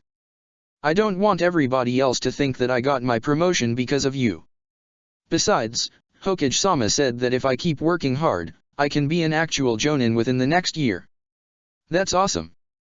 Come on, we need to have dinner out to celebrate your promotion, Jiraiya suggested. It's not necessary. Besides, aren't you tired from the trip back? Shouldn't you try to rest a bit first? Tsunade frowned. Seriously, Shizuan, do I look that old? Isn't my transformation working properly? Okay, let's go have dinner outside. I'll get Naruto ready while you two unpack, Shizuan conceded as she walked upstairs.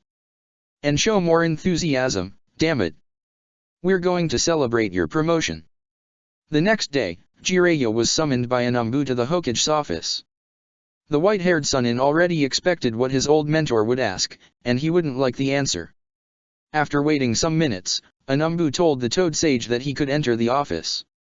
Hiruzen was already waiting for him. Welcome back, Jiraiya. Take a seat. So, tell me, how was your honeymoon? Well, that definitely wasn't what he was expecting him to ask. It was good, we had a great time there.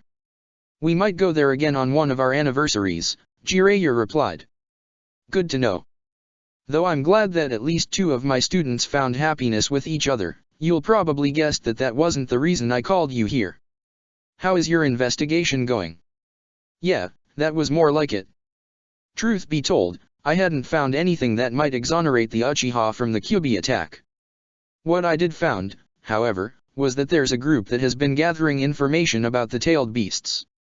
They call themselves Akatsuki, Jiraiya explained. That's something worrisome. What did you learn about this group? Nothing much, other than they're a recently formed mercenary group. They managed to become well known in the past year due to their high rate of success and absurdly low prices. Many villages, both major and minor, are losing quite some customers to this group. Hiruzen frowned, and crossed his hands under his chin.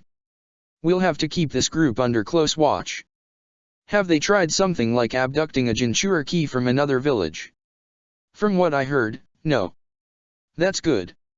We'll inform other villages about our discoveries. Maybe this isn't anything, but you can't never be too cautious. I don't think they'll believe anything we might say, and think we are trying to trick them. With the exception of Suna, our relationship with the rest of the villages, both major and minor, isn't exactly good. And Suna doesn't give me good vibes either. Actually, that may change soon. We're making preparatives for an alliance with Kyumigakuer. Jiraiya couldn't help but open his eyes wide in shock. Are you serious? Jiraiya almost shouted as he leaned towards Sarutobi. Indeed I am. The Raikage sent a few days ago a small retinue, led by Kyumo's head ninja. They want us to sign an alliance treaty. This doesn't smell good. Did you read the treaty? I did, and I found their terms to be reasonable. Neither me nor the council think there's a reason for not to sign that treaty. I see. But you don't think I should sign it? Right, Jiraiya. Exactly. I mean, I can't give you a specific reason. It's more like a gut feeling. I mean, don't you find a bit weird that rageaholic jackass that is the Raikage would want an alliance with us all of a sudden? This smells fishy. I did think the same, Jiraiya, but if never learn to forget past transgressions and make an effort to create bonds with our former enemies, we will never attain true peace. Maybe the Raikage finally saw reason. Besides, this can be beneficial for your ward. Beneficial for Naruto? Explain. I know that Kyumigakuer has two Jinchuriki. Both of them had tamed their tailed beasts, and can use their power without any risk. If this goes well, Maybe in the future Kyumigakuer will share with us what kind of training they did in order to achieve such feat. I know that Minato would have wanted Naruto to learn to use the power of the Kyuubi. If that wasn't the case he would have used a different seal. If that's the case, I hope that I'm wrong.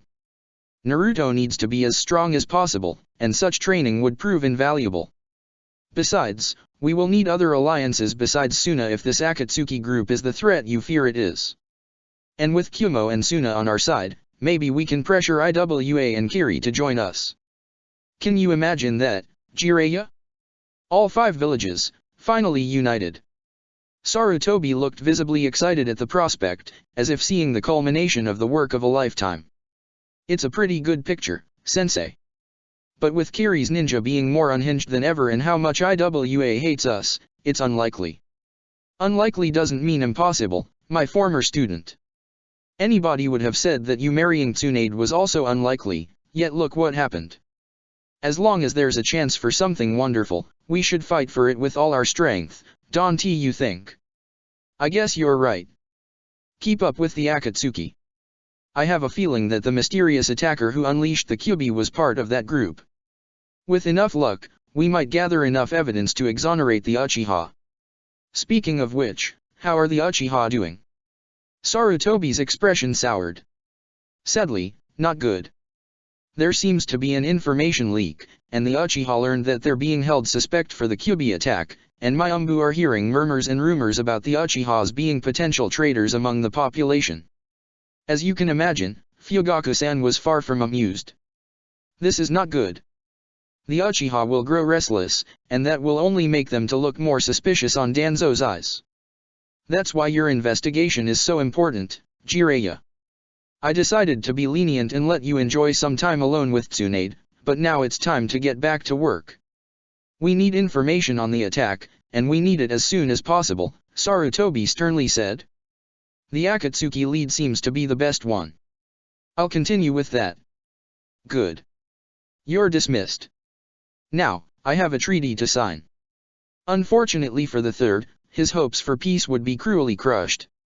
The very same night the treaty was signed, a masked ninja attempted to kidnap Hayashi Hayaga's 3-year-old daughter, Hinata. Hayashi killed the man before he could even get out of the Hayaga compound. The kidnapper turned out to be Kyumigakuer's head ninja. Now it was obvious that the whole treaty was just a ruse to infiltrate a Kumo ninja on Konoha who could abduct in Hayaga. The Raikage's answer came quickly in the form of a rather scathing letter demanding for the killer, Hayashi Hayaga, to be extradited to Kumo to be judged for attacking a diplomat, while at the same time vehemently denying any kidnapping attempt on their part. Refusing the demands would result in war. There was an emergency meeting at the Hayaga compound. Besides the highest-ranking meme-bears within the clan hierarchy, such as Hayashi Hayaga, head of the main family, his brother Hisashi, head of the branch family, and their father, a clan elder and former head of the main family, there were also the Hokage, Jiraiya, Koharu, Homura, and Danzo. Our main priority is avoiding a war with Kumo. We haven't recovered yet from the Kyuubi attack, we can't afford going to war so soon, especially not after a village that's strong, the Hokage declared. We all read that letter. The only viable solution is for me to be handed to Kyumigakuer. It was me who killed the head ninja, so it should be me who shoulders this responsibility, Hayashi declared solemnly. Hayashi, don't. We can't let the Byakugan to fall into those bastards' hands, the Hayaga elder said. I agree. If we hand the Byakugan to the enemy, we will give them a weapon to use against us. What guarantee we have that they won't declare war on us once they forced you to produce enough Byakugan bearers? Danzo asked. That's why we already have devised a solution. Hisashi will go in your place. We shall execute him in front of the Raikage, and hand the corpse to him. That way, Kumo won't get the Byakugan and we'll avert the war, the elder said. Upon seeing Hayashi's reaction, he added, Hisashi already agreed with the plan. Are you really thinking in surrender to their demands? So one of them commits a crime against one of our clans on our own village, and we are the ones who have to compensate them? What kind of message would be sending to the rest of the villages, that we let everybody to trample over us with impunity? Koharu angrily shouted. I agree with Counselor Yudiden.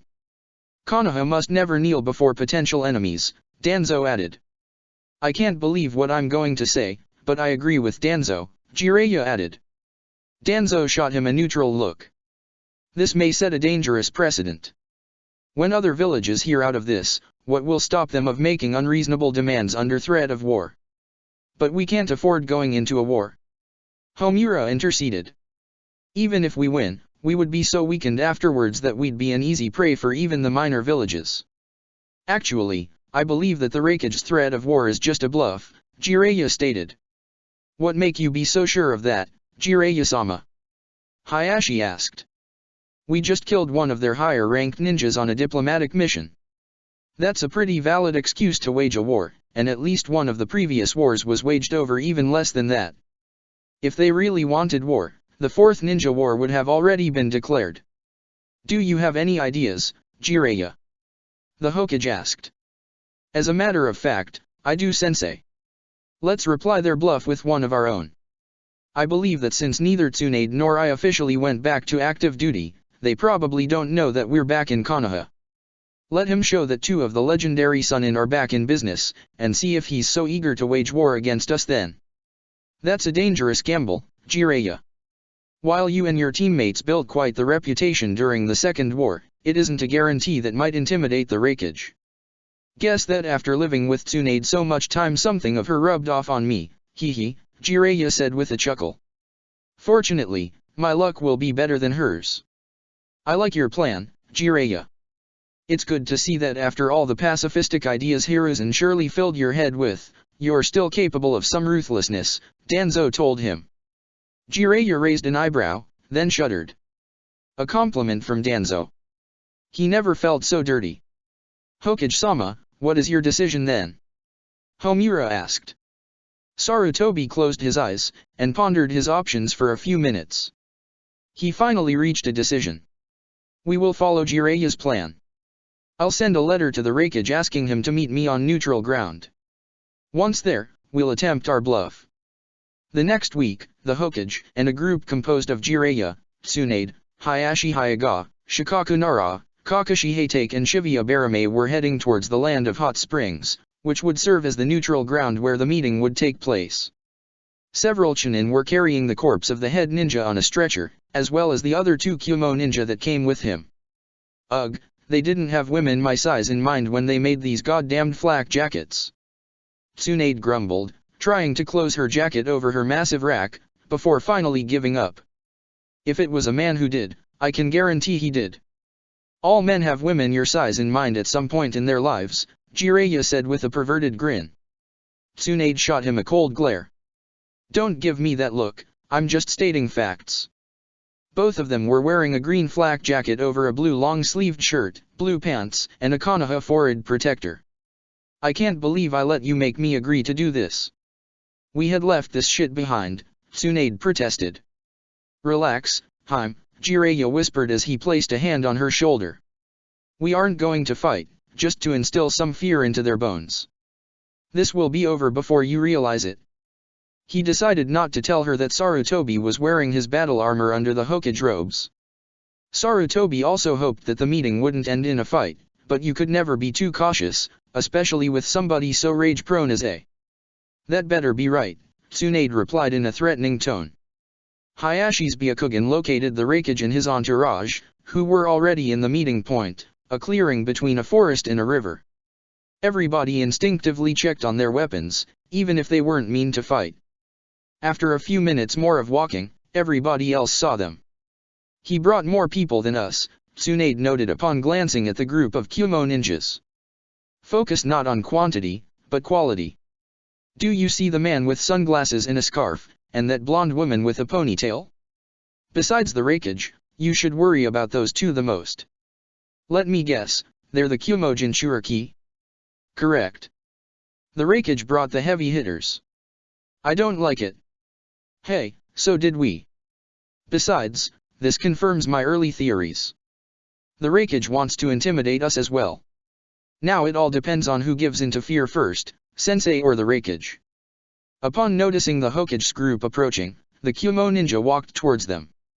Both groups stopped at a safe distance from each other. So, you finally came, Hokage, and you brought the murderer with you. Good. Hand him to us, and we can get over this already, the Raikage said, his voice dripping with impatience. Not so fast, Raikage Dano. Yes, we are aware of your terms to settle this dispute. I discussed them with my counselors, and we decided to reject them. What? The Raikage roared. Do you realize this means war, right? I haven't finished yet.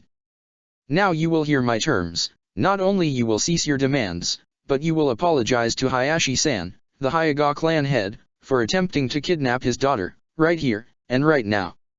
As a gesture of goodwill, we will give you back the corpse of the head ninja of Kumo so he can receive a proper burial, as well as the 2 ninja who came with him. As you can see, they received no harm during the time they were under our custody. I looked livid.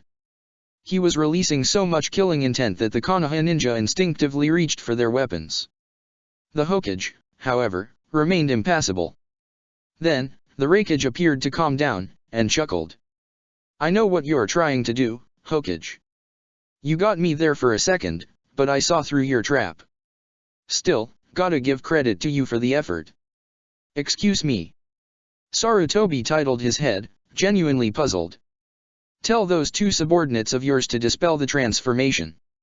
They are not the real Jiraiya and Tsunade. They're only embarrassing all of you. Sarutobi raised an eyebrow. I don't know what you're talking about. Those are the real Jiraiya and Tsunade. Oh please. The guy posing as Jiraiya is putting some effort, but the Tsunade poser looks in her 20s, while she should look much older than that. Who are you calling old, you steroid monster? Tsunade bellowed as she tried to attack the Raikage. Fortunately Jiraiya managed to restrain her. Calm down, Haim. Ignore him, he's not worth your time, Jiraiya whispered to Tsunade's ear. Well, if you believe I'm bluffing, why don't you check their identities yourself? Hiruzen asked. I see your bluff, Hokage, and I'll take it. Darui, come here. I shouted. A dark-skinned man with shaggy blonde hair that covered his left eye, looking no older than 18, who was carrying a rather large sword on his back, stepped forward. Yes, boss. Check if those 2 are the real Jiraiya and Tsunade, or if they're 2 other people posing as them as I suspect. All right, the young man calmly said, and walked towards Jiraiya. He placed his hand on the white-haired man's shoulder, and sent a pulse of chakra through his body. Said pulse should have dispelled any transformation, as well as any genjutsu in case Jiraiya was under one. Yet the Toad Sage remained the same. Darui looked at the Raikage uncomfortably. Sorry boss, but this man isn't under any transformation jutsu. The Raikage was trembling with fury. Now the woman. Darui moved towards Tsunade, and hesitated a bit before placing his hand on her shoulder. Besides shooting him a murderous glare, the blonde Sannin was projecting an immeasurable amount of killing intent, as if saying, go ahead, put a hand of me, I dare you. Still, Darui was a dutiful ninja, and didn't let Tsunade's anger to get in the way of following his boss orders. He repeated the process, and Tsunade started to change into a visibly older woman. Ha! I knew it! The Raikage yelled in triumph. But said triumph proved to be short-lived when Tsunade didn't change any further. She was still Tsunade, only with a few wrinkles. Well, are you happy now? Tsunade barked at Darui, who jumped back, startled. Boss, this woman seems to be Tsunade as well, Darui said. Then he turned towards Tsunade again. Sorry for dispelling your beauty transformation, Tsunade-san. Tsunade just growled in return as she quickly reapplied the transformation. Darui quickly returned at his boss' side before the Sannin could lash out at him. Since when did those 2 rejoin Konoha? The Raikage shouted. His anger was an all-time high. 3 years ago, shortly after the Kyubi attack. The village needed help, and they heeded our call. In fact, they even married not long ago, and have an adoptive son, Hiruzen calmly replied. I even have pictures of him here. Wanna see them? He looks so cute when he tries to ride our pet pig. Jiraiya mentioned. Jiraiya, please. Naruto always looks cute, Tsunade corrected. Anyway, now that the identities of my students is no longer an issue, can we go back to the matter at hand? Hiruzen asked, not bothering to hide a smile. Gritting his teeth, the Raikage pondered his options. His ploy to get the Byakugan was falling apart, and he couldn't see any way to save it. His intimidation tactics weren't working, and it appeared that the Hokage had realized that the threats of war were just that, threats. Now, if Kumo went to a war against Konoha, the Raikage was sure that they could win. But it would be a very costly win, now that two of the Sannin were back among Konoha's ranks. And he didn't want to start a war in the first place.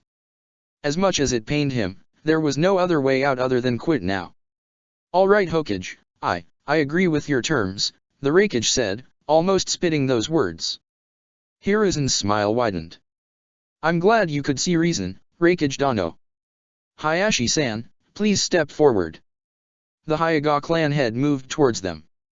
He had his chin up, and his face was sporting a smile of superiority. "Well, Raikage Dano?" "I'm waiting," the Hyuga said, in an almost mocking tone. "On my and the entirety of Kumigakure's behalf, I'm sorry for the actions of my representative on your village. Please accept our apologies." It looked as if he was in pain.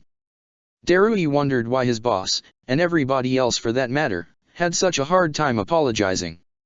After all, was really saying two short words that hard? "Apologies accepted, Raikage Dano. I hope this incident never happens again. Well, now that everything's settled, we should head back to our respective villages, and try to forget that this unfortunate incident ever happened," Sarutobi said. "Wait a minute," Jiraiya said as he moved towards the Kumo ninja. "It would be a shame if you guys went home empty-handed after getting here, so you can have this." Jiraiya handed the Raikage a book. "Ika, violence?" the Raikage asked, puzzled as he glanced inside the book. All other Konoha ninja sweat dropped. "That's right. The second installment of my successful series will hit the bookstores next month, but you can have now a copy of that book, completely free, and signed by yours truly." "What is this, smut? You pretend to appease me with this badly written porn?" the Raikage roared. "Hey, the proper term is adult literature with erotic scenes, and as for poorly written look what I do with your stupid book," the Raikage said as he angrily tossed the book into the ground. "No." Time suddenly slowed for Jiraiya as his beloved book fell to the ground with enough force to shatter upon impact. But then a miracle happened, and a pair of dark-skinned hands caught the book before it could touch the ground. "Yes. Saved. B. What the hell are you doing?" The one who saved Jiraiya's book was the ninja with the sunglasses and the scarf, one of the Jinchuriki. "Come on bro, don't be such a fool, this book you just threw is pretty cool." Now it was the Kumo ninja's turn to sweat drop. The Raikage, however, wasn't in the mood to get in an argument with his brother. "Well, if you like it so much, you can have it then," the Raikage said, then he turned towards the rest of his ninja. "Everybody else, gather your stuff, we're going back to the village." Jiraiya then walked towards the Raikage's brother. "Nice to see that there are fans of my books outside the Land of Fire," Jiraiya said as he stretched his hand. "Name's Jiraiya, though you probably heard it already. Killer Bee is the name, and being awesome is my game." Killer Bee replied. "Your book is sublime, but it misses some cool rhymes." That's nice, I'll keep it in mind for the next book." "By the way, I wonder if I could ask you a favor," Jiraiya said. Killer Bee nodded. This was a risky move since it meant sharing sensitive information with a foreign village, but the chance was just too good to pass. "Konoha has a Jinchuriki too. Do you think that once he's old enough you could train him in order to control his tailed beast?" "I'd love to, pal, but I don't know if shall, because you see, my bro has to agree." "I see, well anyway, I had to try." "Enjoy the book then." Killer Bee couldn't be happier. Not only he had gotten an exclusive Ika book for free, weeks before it would be for sale, but that blonde Sannin didn't notice that he had been staring at her boobs during the whole ordeal. Thank Kami for whoever invented the sunglasses. A few days later, the Hokage's group returned to Konoha, relieved that they had averted a war and they didn't have to surrender one of their bloodline limits to an enemy village. And despite his face remained as stoic as usual, Hayashi Hyuga was the one who felt the most relieved. His brother was already waiting for him at the compound entrance. "Welcome back, brother. I believe the trip was successful?" Hisashi ventured to ask. Indeed it was. Thanks to Jiraya's plans and Hokage-sama's resolve, I believe we averted a potential disaster, Hayashi replied. I'm glad to hear that. Come on, I'm sure Hikari-sama and Hinata-sama are dying to see you again. They walked through the front courtyard, when some young main house boys and girls were practicing the gentle fist, under the watch of a clan elder. Hisashi, during the whole time I've been out there has been something in my mind that I couldn't shake off. Were you really willing to die in my place? You were willing to die too in order to prevent a war, Hisashi replied. But it was me who killed that Kumo ninja. And it was me who Kumo wanted. Besides, you didn't answer my question, the older twin said. Yes. Yes I was. But, why? I thought you hated the main house. And I do, make no mistake. But that doesn't mean I hate you. You're my brother and I love you, main house or not. And I'd be willing to die for you, just like how you'd die for Hikari or Hinata. Isn't that enough? I'd die for you too, you know, branch house or not. I prefer if you wouldn't. I don't want to have your death on my conscience, Hisashi replied. Come on, let's stop talking about death, we averted a war, the Byakugan is safe and none of us had to die. Yeah, guess you're right. Did something interesting happen while I was out of the village? At the same time the Raikage and his ninja had also returned to the village, though their mood was considerably less cheerful, for obvious reasons. While A wasn't a man who indulged often in alcohol, now he could use some sake, at least to forget the past few days. He remembered he still had a few bottles of sake the Lightning Lord gave him as a gift for his appointment as Raikage. Opening the door of his office, he saw that there was a man already there. More precisely, the man who started all this mess to begin with. A young man with shaggy white hair, pale skin, and had his eyes closed for some reason. Though maybe man was stretching it, since he couldn't be older than 16. Back already, Raikage Dano. The young man's lips formed a half smile. And I guess that your contingency plan failed. The Raikage slammed the door closed, and walked towards the intruder, trembling with fury. What are you doing here? I wanted to check the progress of the mission, that's all. But even if you didn't say anything, I can guess that it ended in failure. So, you failed to capture the Byakugan princess, and failed to procure me a pair of pure Byakugan. Disappointing. The Raikage's face contorted in fury, and grabbed the man by his robe's collar. Watch your mouth, brat. Or you will find that my rage is all but disappointing. Is this how Kumo treats their clients? The man replied, not losing his cool. This is the way Kumo treats those who pissed the Raikage. And look at me in the eyes when I talk to you. I'm afraid I can't do that, due to some impairments, the man said, opening his eyes, revealing 2 empty eye sockets. Even the Raikage was startled by such an horrible visage, and released the white-haired man on instinct. Even if you failed the mission in every possible way, you can keep the payment if you wish. Let's hope I can find somebody who can actually help me in my endeavors. And with that, the man suddenly vanished, as if he was never there to begin with. Now I really need a drink. Later that night, Tsunade and Jiraiya were in their bed, on each other's arms, trying to sleep. The slug princess then started to giggle, which evolved into a laughing fit. May I know what do you find so funny all of sudden, Haim? Jiraiya asked. It's just, I can't believe you tried to promote your book back then. Tsunade said between laughs. I mean, we were trying to stop a war, and you tried to sell them porn. It was so surreal. It's not porn, it's adult literature with erotic scenes. How many times I have to repeat that? Jiraiya complained. Besides, that Jinchuriki was a fan of my book, and I almost convinced him to train Naruto. Tsunade suddenly turned at Jiraiya, and looked at him with her eyes wide open. Really?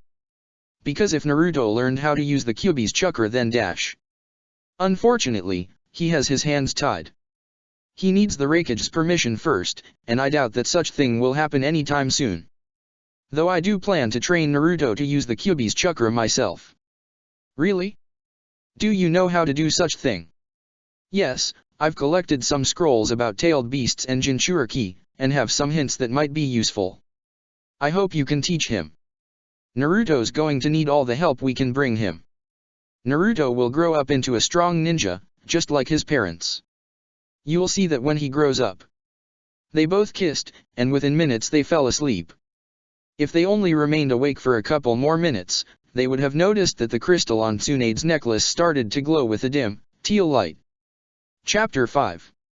The White-Eyed Girl. Or. Hey, Naruto made a friend. 6 years after the Kyuubi attack. 3 years had passed after the incident with Kyumigakure, known as the Hyuga affair, in which fortunately, there was nothing that threatened Konoha's stability, and it could continue its recovery from the Kyuubi attack. That doesn't mean that nothing eventful happened in Konoha. Plenty of things, actually. Among those worth mentioning was the new members of the Senju family. Shortly before the meeting with the Raikage, Tsunade became even moodier than usual, had morning sickness, and her hunger skyrocketed. After performing a few tests, it was confirmed that Tsunade was indeed pregnant. Though not everybody reacted to the news with joy and jubilation. Flashback. Shizune, where the hell is my sake? Tsunade roared as she furiously inspected all the house's cabinets, looking for her best friend. I hid it away. The young Kunoichi replied between stutters. You did what? I did it for your own good. Shizune, we already talked about this. I'm old enough to dash. I don't mean that. Tsunade-sama, you're pregnant now, you can't drink alcohol, or else it may damage the baby. Tsunade was rendered silent as Shizune's words started to sink in. 9 months without her best friend to help her go through the pains of pregnancy? She fell on her knees. Her anguished yell was heard across all the elemental nations. End flashback. Coincidentally, the crystal on Tsunade's necklace, who used to belong to the first Hokage and it is said to bear his chakra, started to glow. Very dimly at first, but progressively brighter as the pregnancy went on. It also glowed brighter when closer to Tsunade's growing belly. And the surprises didn't end there. Turn out Tsunade gave birth to twins. Flashback. Tsunade was in a hospital bed, holding newborn babies with blankets wrapped around them, on each arm. At her sides were Jiraiya, Shizune and Naruto. So, have you thought how are you going to name them? Shizune asked. Yes. The girl is Kaida, Jiraiya said. And the boy's name is Hagane, Tsunade said. Can I hold a baby? Can I? Please? Please? Please? Naruto said, jumping up and down. Okay, but be careful, and hold him tight, okay? Tsunade said as she handed Hagane to Naruto. I know, I'm not stupid. Naruto said as she held the baby, which weighed more than he had expected. Hey there, I'm Naruto, your big bro. Shizune, meanwhile, was holding Kaida.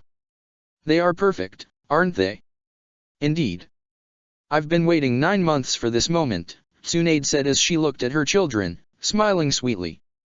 Then she looked at Shizune. Shizune, bring me my damn sake. End flashback. Turned out, the necklace also reacted whenever it was near the twins. Nobody could figure out why, but they knew it meant something. Soon after the twins' birth, Naruto turned 4, and the two Sannin decided that it was time to start his ninja training, at least the basics. He would join the academy in 2 years, and they wanted him to be as prepared as possible. The little blonde kid couldn't be happier. However, said happiness didn't last long when instead of cool jutsus or at least taijutsu combos, all what Jiraiya and Tsunade taught him was chakra control exercises, hand seals and basic taijutsu forms. Naruto's training routine consisted in mostly practicing simple punches and kicks against a small cushioned training dummy, practicing hand seals, and chakra control exercises that consisted mostly in keeping a leaf stuck to his forehead using chakra. Whenever he completed that exercise, they simply told him that the next time he would have to keep it longer. Unfortunately for Tsunade and Jiraiya, Naruto's attention span was non-existent, and he could barely focus on a task that he deemed too boring and uncool, regardless of how many times the two Sannin told him that he had to master the basics first before they could teach him the cooler stuff. It wasn't until a year and a half, though to Naruto it felt much longer, than the blonde Jinchuriki would learn his first jutsu. Flashback. Alright Naruto, your mother and I decided that your chakra control is good enough to teach you your first jutsu, Jiraiya said. Yay. Finally. Naruto said, starry-eyed, as he pumped his fist while leaping in the air. To show you how this jutsu works, I need you to attack me first, so give me your worst hit. Alright. Naruto said as he took some steps back. He then charged at Jiraiya and leaped in order to hit him with a flying kick. Dragon Kick of Awesome Fury. Naruto barely noticed his adoptive father going through a series of hand seals, and a second after Naruto's foot landed on Jiraiya's chest, the white-haired Sannin disappeared in a cloud of smoke, leaving a log in its place. What? I believe this is something you'd call cool, right? Jiraiya said from behind him. Naruto turned around, startled. How did you do that? This is a technique called body replacement jutsu. You replace your body with some other object the moment you're hit. Not only is very useful to avoid fatal blows, but it's also perfect to set an ambush to an unsuspecting enemy. Whoa. Please, teach me how to do it. First, you must learn to do the hand seals quickly. The sequence is tiger, boar, ox, dog, and snake. We will repeat it until you can do it fast enough. Then. End flashback. After practicing the technique for a few months, Naruto hadn't mastered the body replacement yet. He still had some trouble with the hand seals. But that didn't let him down. After all, most kids didn't learn that technique until they were in the academy, so he'd have that advantage over them. Besides, today was a good day. It was the first time he ever saw snow in Konoha, and he had a really fun snowball fight with his family. Then, after lunch, he went to enroll the academy, and now was on his way home to tell his parents. He was so excited to finally become a real ninja. Your eyes are so creepy. Huh. Naruto said, looking around for the source of the voice. He could tell it was the voice of a boy his age. I'm sure you're a monster. Another voice said. Naruto felt a chill going up his spine. Monster. He remembered the talk he had with his parents a couple weeks before his 6th birthday.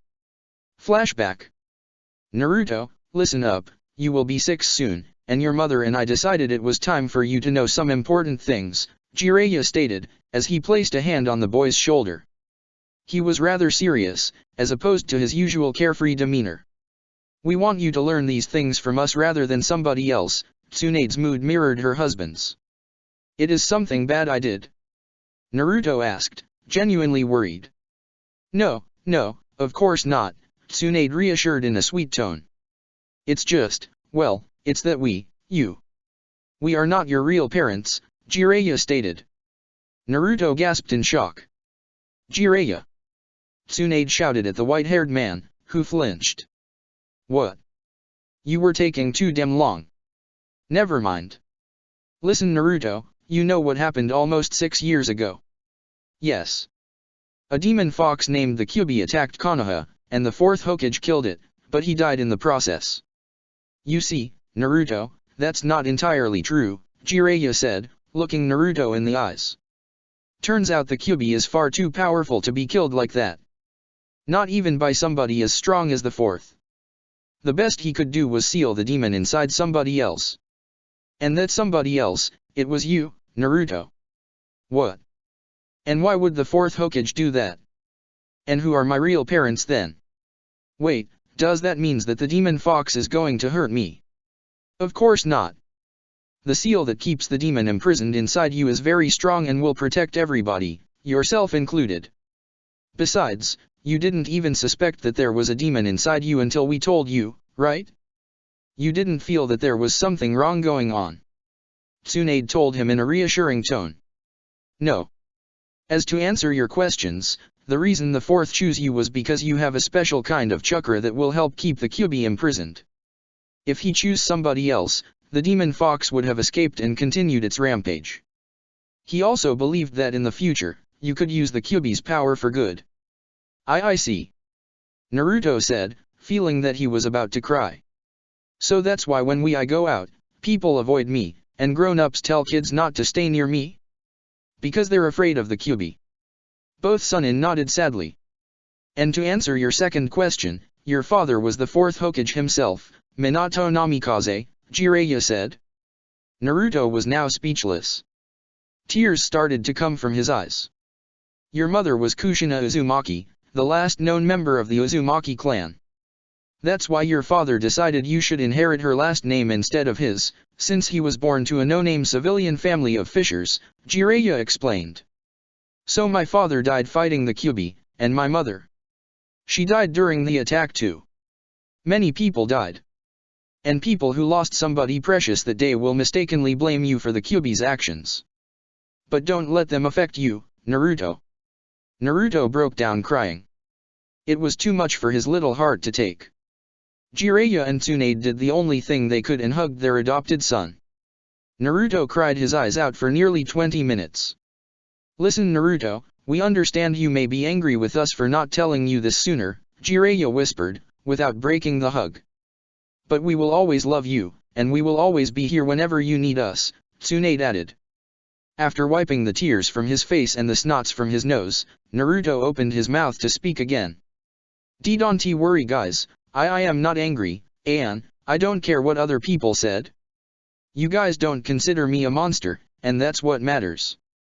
And if they still think I am, I will prove them wrong. I'll become the greatest ninja who ever lived.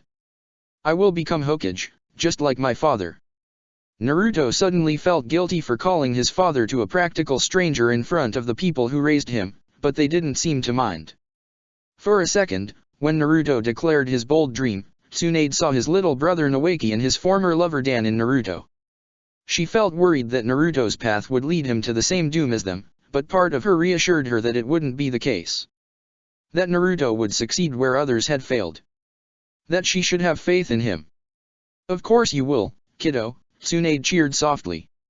Yeah, you'll show him who's the boss, Jiraiya added. Thank you, even if you are not my real parents, can I still call you mom and dad? This time, it was the two Sannins' turn to break down in tears. End flashback. Tracking the voice, Naruto found a trio of boys surrounding a girl his age. The girl had short dark blue hair and very pale eyes. She was on the verge of tears. Yes, the Byakugan monster, right? One of the boys said. The girl couldn't take it anymore, and fell on her knees, crying. Such shameful display made Naruto's blood boil with anger. Hey, stop it! Naruto yelled as he rushed towards them. What do you want, dork? One of the boys asked. Hey, I know this guy. He's the demon fox. Another kid said. Of course, the demon boy would defend the demon girl, right? Teased the first kid. I'm not a demon, and neither is she. I'm Naruto Uzumaki, the future Hokage. Future Hokage? Ha! The third kid laughed. You know, my parents said to stay away of you, that you're dangerous. But now that I see you, you don't look that dangerous. In fact, you look like a wimp. Come on, let's teach this demon brat not to mess with much stronger people. The first kid said as he reared his fist back. The blue-haired girl gasped when the kid's fist connected with Naruto's face. Naruto didn't flinch. You call that a punch? My mom punches way harder than that. With a quick movement, Naruto pushed the first kid's fist out of his face as he punched him in the face as well. The punch knocked the first kid on his butt. Ha! Take that! Naruto cheered. However, the blonde Jinchuriki didn't see the other two bullies coming at him. One of them punched him in the guts, while the other pushed him back into the snow. Naruto gasped for air as he grabbed his pained stomach. He could hear the other two kids coming at him. Suddenly, he remembered something Jiraiya had told him during their trainings. Look around you and try to use your surroundings to your advantage. There were lots of snow, so he could use that. Hey, he's getting up, I think he wants to be beaten more. One of the bullies laughed. As fast as he could, Naruto turned around and tossed some snow at the bullies' faces. His throw was accurate enough to hit the intended targets. My eyes! Both of them screamed in unison, as they threw their hands to their eyes. Taking advantage of their momentary blindness, Naruto grabbed the larger of the two bullies and pushed him against the smaller one, and both of them ended on the ground.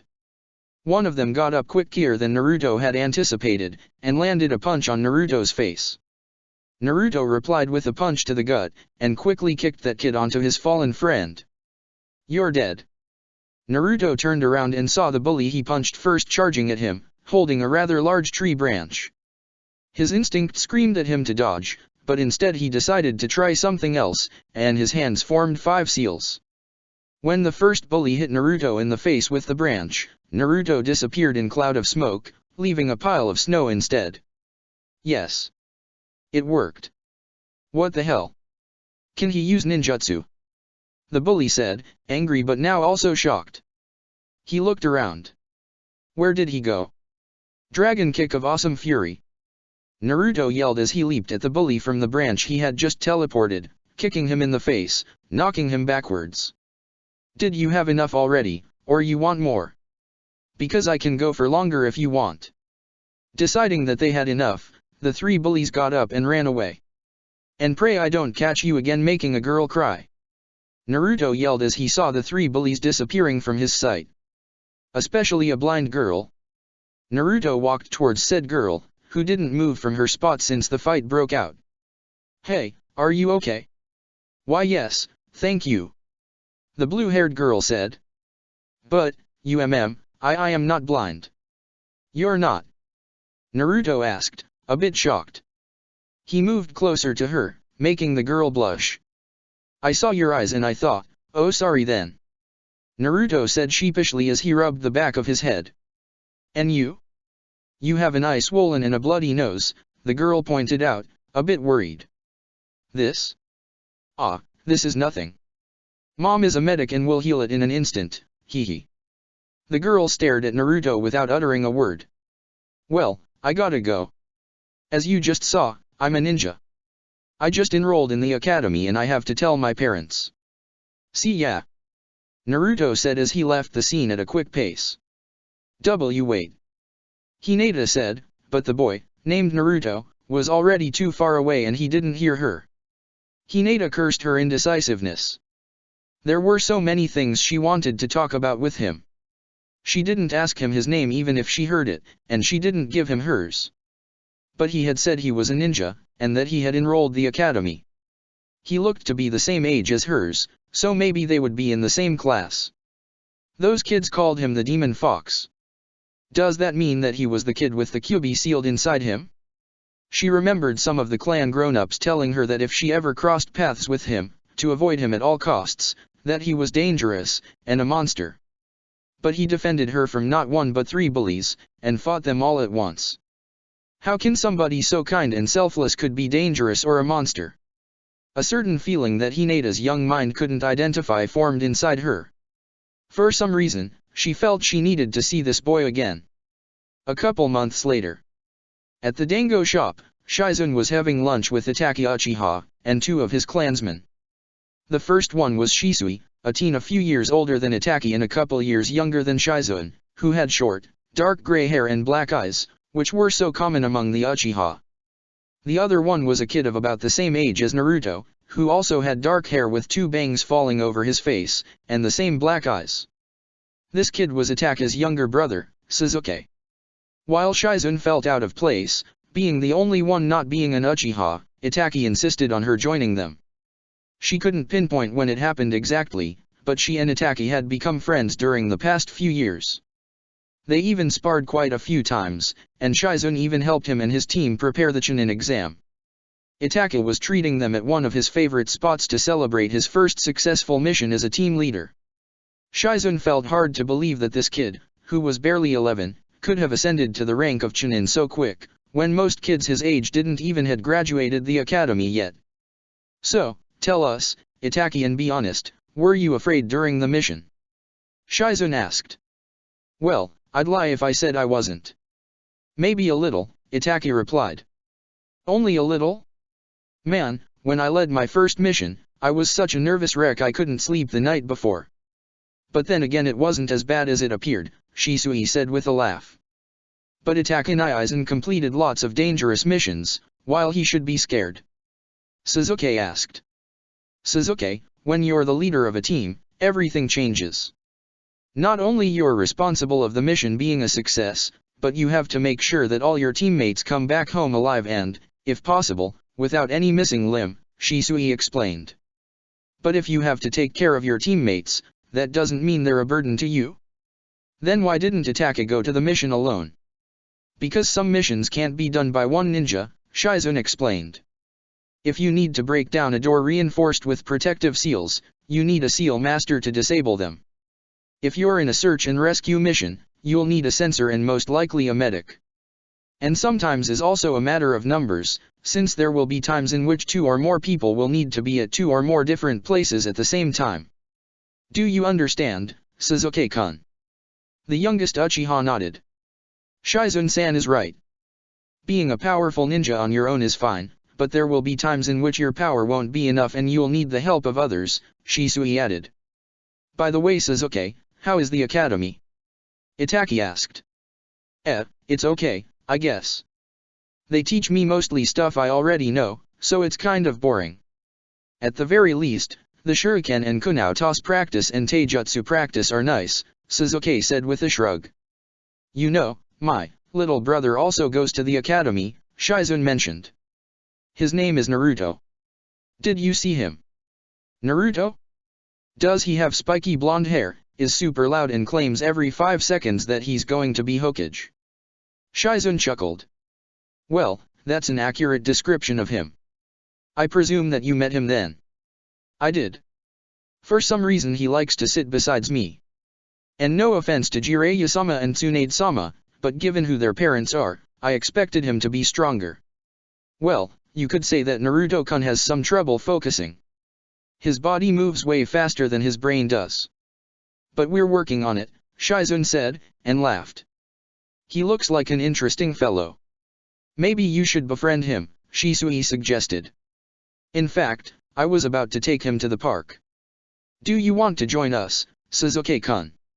Shizun asked. Pass. Itaka promised to train me when he came back. Maybe another day, Sasuke replied with a dismissive hand wave. Come on kid, I'm sure you'll have fun. There's more to life than training, Shisui insisted. It's okay. I don't want him to come against his will. Like he said, maybe another day. I'll better get going. Itaka-kun, congratulations again for your first mission as team leader. Shisui-san, Sasuke-kun, it was nice to meet you. Nice to meet you too, Shizun-san, Shisui replied. Then, once the young woman was gone, he leaned towards Itake, and whispered, Man, that friend of yours is really cute. Do you know if she has a boyfriend? Just like how Hinata had predicted, she and Naruto were in the same class. However, the terribly shy girl couldn't gather the confidence to talk to him again. And much to her dismay, Naruto never noticed her. Not only did he forget about her, it was almost as if she didn't exist to him. But deep down she knew there was nobody to blame but herself. She followed him many times after class.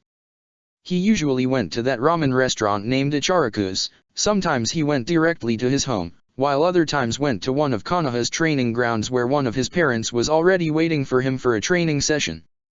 Hinata's surprise was major when she found out that his parents were Jiraiya and Tsunade, 2 of the legendary Sannin and the heroes of the Second War that appeared in the history books. Hinata also noticed that, whenever Naruto went to a park to play with other kids, their parents would pick them up and take them somewhere else, leaving poor Naruto playing alone. Did they seriously believe that he was a monster? Couldn't they see that he was a kid like any other? Today one of those days. Naruto arrived at a park with a small pig and his older sister. And the kids who didn't left on their own were taken out of there by their parents. Hinata really wanted to go there and play with Naruto. She really did. But the moment she took a step forward, her chronic shyness manifested in full force and left her frozen in place. She needed somebody to give her a little push. Fortunately for her, she was now seeing that somebody. Shizun sighed as she watched all the kids leaving the playground, not before some of the parents shot angry glares at her and her almost little brother, while Naruto slumped sadly. This happened way too often. Don't worry Naruto, we don't need them. What do you want to do? The black-haired Kunoichi asked, trying to hide her annoyance and remaining optimist. The swings. He said as he rushed towards them. She didn't need to ask if she wanted her to push him. Shizun was expecting that now that he finally started the academy, Naruto could make some friends his age, but such thing didn't happen. In fact, both her and the two Sannin were a bit worried with Naruto's current performance at the academy. The boy would more often than not ignore the teacher when explaining something he wasn't interested in, loudly complained about how boring their lessons were and demanding them to teach him some cool jutsus. He would also boast about how strong he was for his age and how he was going to become Hokage. Fortunately, he never revealed who his biological parents were and often challenged the other boys, especially Sasuke Uchiha, to one-on-one duels, and was rather fond of pulling pranks, to both the teachers and his classmates. It was obvious that the kid desperately needed a friend his age, that way he wouldn't be victim of a constant need to prove how awesome he was to everybody. Suddenly, Shizun heard something. A noise coming from the trees near the park. While she wasn't a sensor, her senses were sharp enough to perceive that somebody was watching them hidden behind those trees. Naruto-kun, I need to find a restroom. I'll leave you alone with Tonton for some minutes, okay? Sure, take your time, Nichan. Naruto happily replied. Shizun then disappeared in a cloud of smoke, puzzling the blonde. She used the body flicker? Guess that she really needed to go. Hinata was a bit startled when Naruto's older sister disappeared like that. She didn't quite catch what she told him. Naruto was there, all alone, by himself. The perfect opportunity to go and talk to him. But even then, Hinata still couldn't muster the courage to go and talk to him like that. No, she needed to find a way to draw his attention, to make him take the first step. Ahem, a voice behind her said. Eep. Hinata squealed in shock as she turned around and saw Naruto's older sister staring down at her, arms crossed over her chest. Didn't your parents teach you that spying on people is rude? Shizun asked. Sorry. I didn't mean to, Hinata babbled, her words tumbling into an unintelligible stuttering mess. Shizun took a better look at the panicking girl.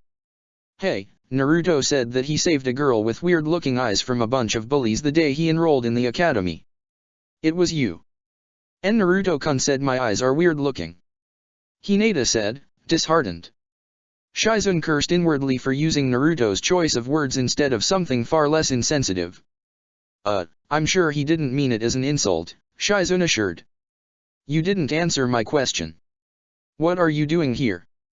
I wanted to thank Naruto-kun again for helping me against those 3 bullies. Shizun couldn't repress a smile. 3? Weren't they 10, Naruto? And as big as Jiraiya-sama. Then why aren't you doing that instead of stalking him from here? Hinata blushed, and averted her gaze. Oh, I see, this girl is way too shy to talk to him directly. Let's see if I can do something about it. What's your name, girl? I'm Shizun Kato. Hinata Hyuga. Pleased to meet you, Shizun-san. Just Shizun is okay, the medic nin said, smiling. Say, Hinata, would you like to do something for Naruto as a way to thank him? Why yes, of course. The Hyuga replied. Take a look at Naruto. What do you think he'd like the most this moment? Hinata saw Naruto swinging sadly in the empty park. The answer was obvious. He'd like for a friend to play with him. Hinata stuttered. Correct. Now you know what you must do. What? Was this woman expecting to just walk over Naruto and play with him? Just like that? Was she mad? Shizun smiled at her. Come on, I can see in your eyes that you want to play with him more than anything. Why yes, but. Or I can tell Naruto that not only were you spying on him and didn't even bother to say him hello. Please no. Oh okay, I'll do it. The Hyuga almost shouted, extremely flustered. Then you better hurry. I don't think Naruto will be there for much longer until he gets bored. Hinata nodded, and gulped. The shy Hyuga started her walk towards the blonde, silent enough not to reveal her presence too soon. She didn't want him to think she was some creepy stalker. After reaching what she deemed a safe distance, she dropped the stealth and walked normally. Or as normal as she could. Still, the boy was too enraptured in his own thoughts to notice her. Hello. Hinata timidly waved her hand at him. Hinata's sudden salute snapped Naruto from his thoughts, and turned his head at her, and smiled. "Oh, hi." Hinata blushed furiously. There was something about that smile that was so damn dreamy. Forcing herself to calm down, she proceeded to introduce herself. "Hinata." Naruto titled his head and looked at her puzzled. What? Hinata was so angry at herself. Did she just shouted her name like that? She was aware that she wasn't the most social or eloquent person out there, but that was just too much. "I mean, my name is Hinata Hyuga, what is why yours?" The shy girl asked, even if she knew the answer. "I'm Naruto Uzumaki, future Hokage." Naruto proudly proclaimed. "Say, your face looks kind of familiar, did we meet before?" Actually we're C classmates, didn't you see me before?" "Nope, sorry." "Then again, there's a lot of people at class. I only remember the people that sit near me." Hinata was a bit hurt that Naruto wasn't even aware that she was in the same class as him, but deep down she knew that it was also her fault for not talking to him first. If she always sat far away from him and never opened her mouth except when the teacher asked her something, how she could expect him to know her? "Why you also helped me against some bullies that were insulting me some months ago," Hinata said as she started twiddling her forefingers. "Oh, you're that girl?" Naruto said in realization. "Did they harass you again?" "Because if they did then I'm going to beat them even harder," Naruto loudly said as he punched his palm. "And no, it's fine, and nobody bullied me since then, by the way what are you doing?" "Well, I came here to play with other kids, but nobody wants to play with me, and playing alone gets boring rather quickly. So I'm waiting for Shizen to come back from the bathroom so we can go home and maybe train a bit with mom and dad." The Hyuga decided it was time to make her move. Hinata's heart was beating so hard she could swear it would come out of her mouth at any time. "Oh, can I play with you until she comes back?" Hinata asked, blushing harder than ever. She couldn't believe she was doing this. Naruto's eyes opened widely, gleaming with joy, as his mouth curved into a wide smile. "You want to play with me? Really? But I am dash." "Why yes, I know, the Ninetales, but I don't think that having a demon S sealed inside you makes you a D-demon. A demon wouldn't have defended me against those bullies. So you want to be my friend? Like, for real?" Naruto asked, still in disbelief. Hinata nodded. Naruto's smile grew even wider. He finally had a friend. For a moment he thought that if this girl wanted to be his friend and was one of his classmates, then why she never talked to him before? But he was too happy to care about that. "So, what are you playing?" "The swings." "Don't you know how do you play on a swing?" Hinata shook her head. "Then we'll have to fix that. Come on, sit over there." Hinata did what Naruto said, and sat on the vacant swing besides him. "Now you need to move your body forwards in order to move the swing. Use your legs to help." Hinata tried several times, but she was unable to make the swing budge. It doesn't work, I'm sorry Naruto-kun," Hinata said, a bit saddened. "It's okay, I can push you." Before Hinata could say anything, Naruto got down from his swing and started to push Hinata.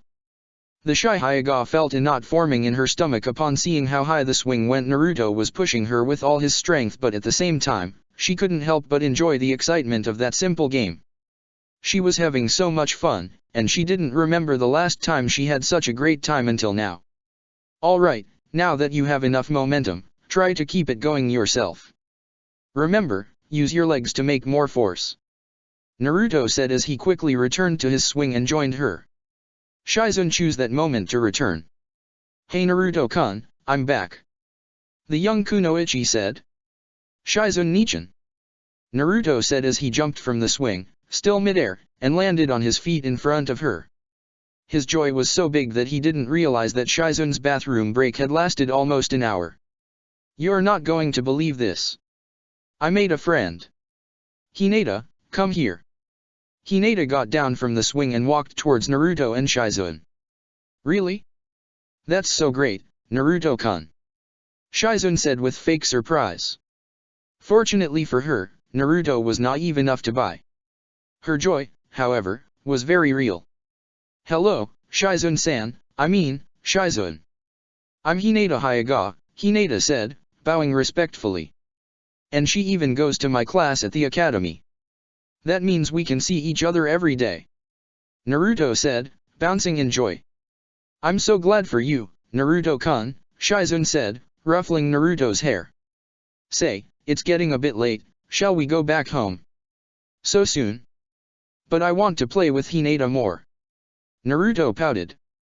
It's okay, Naruto-kun, we can see each other tomorrow again. In fact, I should be back home too, I don't want to worry my parents," Hinata said, twiddling her fingers. "Bummer. Okay then, see you tomorrow, Hinata," Naruto said as he left with Shizune. "See you tomorrow, Naruto-kun," Hinata replied as she headed back to the Hyuga compound. Hinata would always remember this day as one of the best of her life. Not only she had made her first friend and had a great time playing with him, but she could tell that she made Naruto so happy as well. In fact, Hinata even managed to forget her worries about her mother's declining health after the birth of Hanabi. She couldn't wait to get back home and tell her parents about Naruto. Then she stopped on her tracks. Almost the entire village avoided Naruto because of the Kyuubi. Would her parents disapprove of her friendship with him? The thought filled her with dread. She didn't want to lose him. But on the other hand, she was sure that once they meet Naruto, they would see how kind and funny he was, not to mention strong, and they wouldn't have any reason to object. Check the description for the links to the author.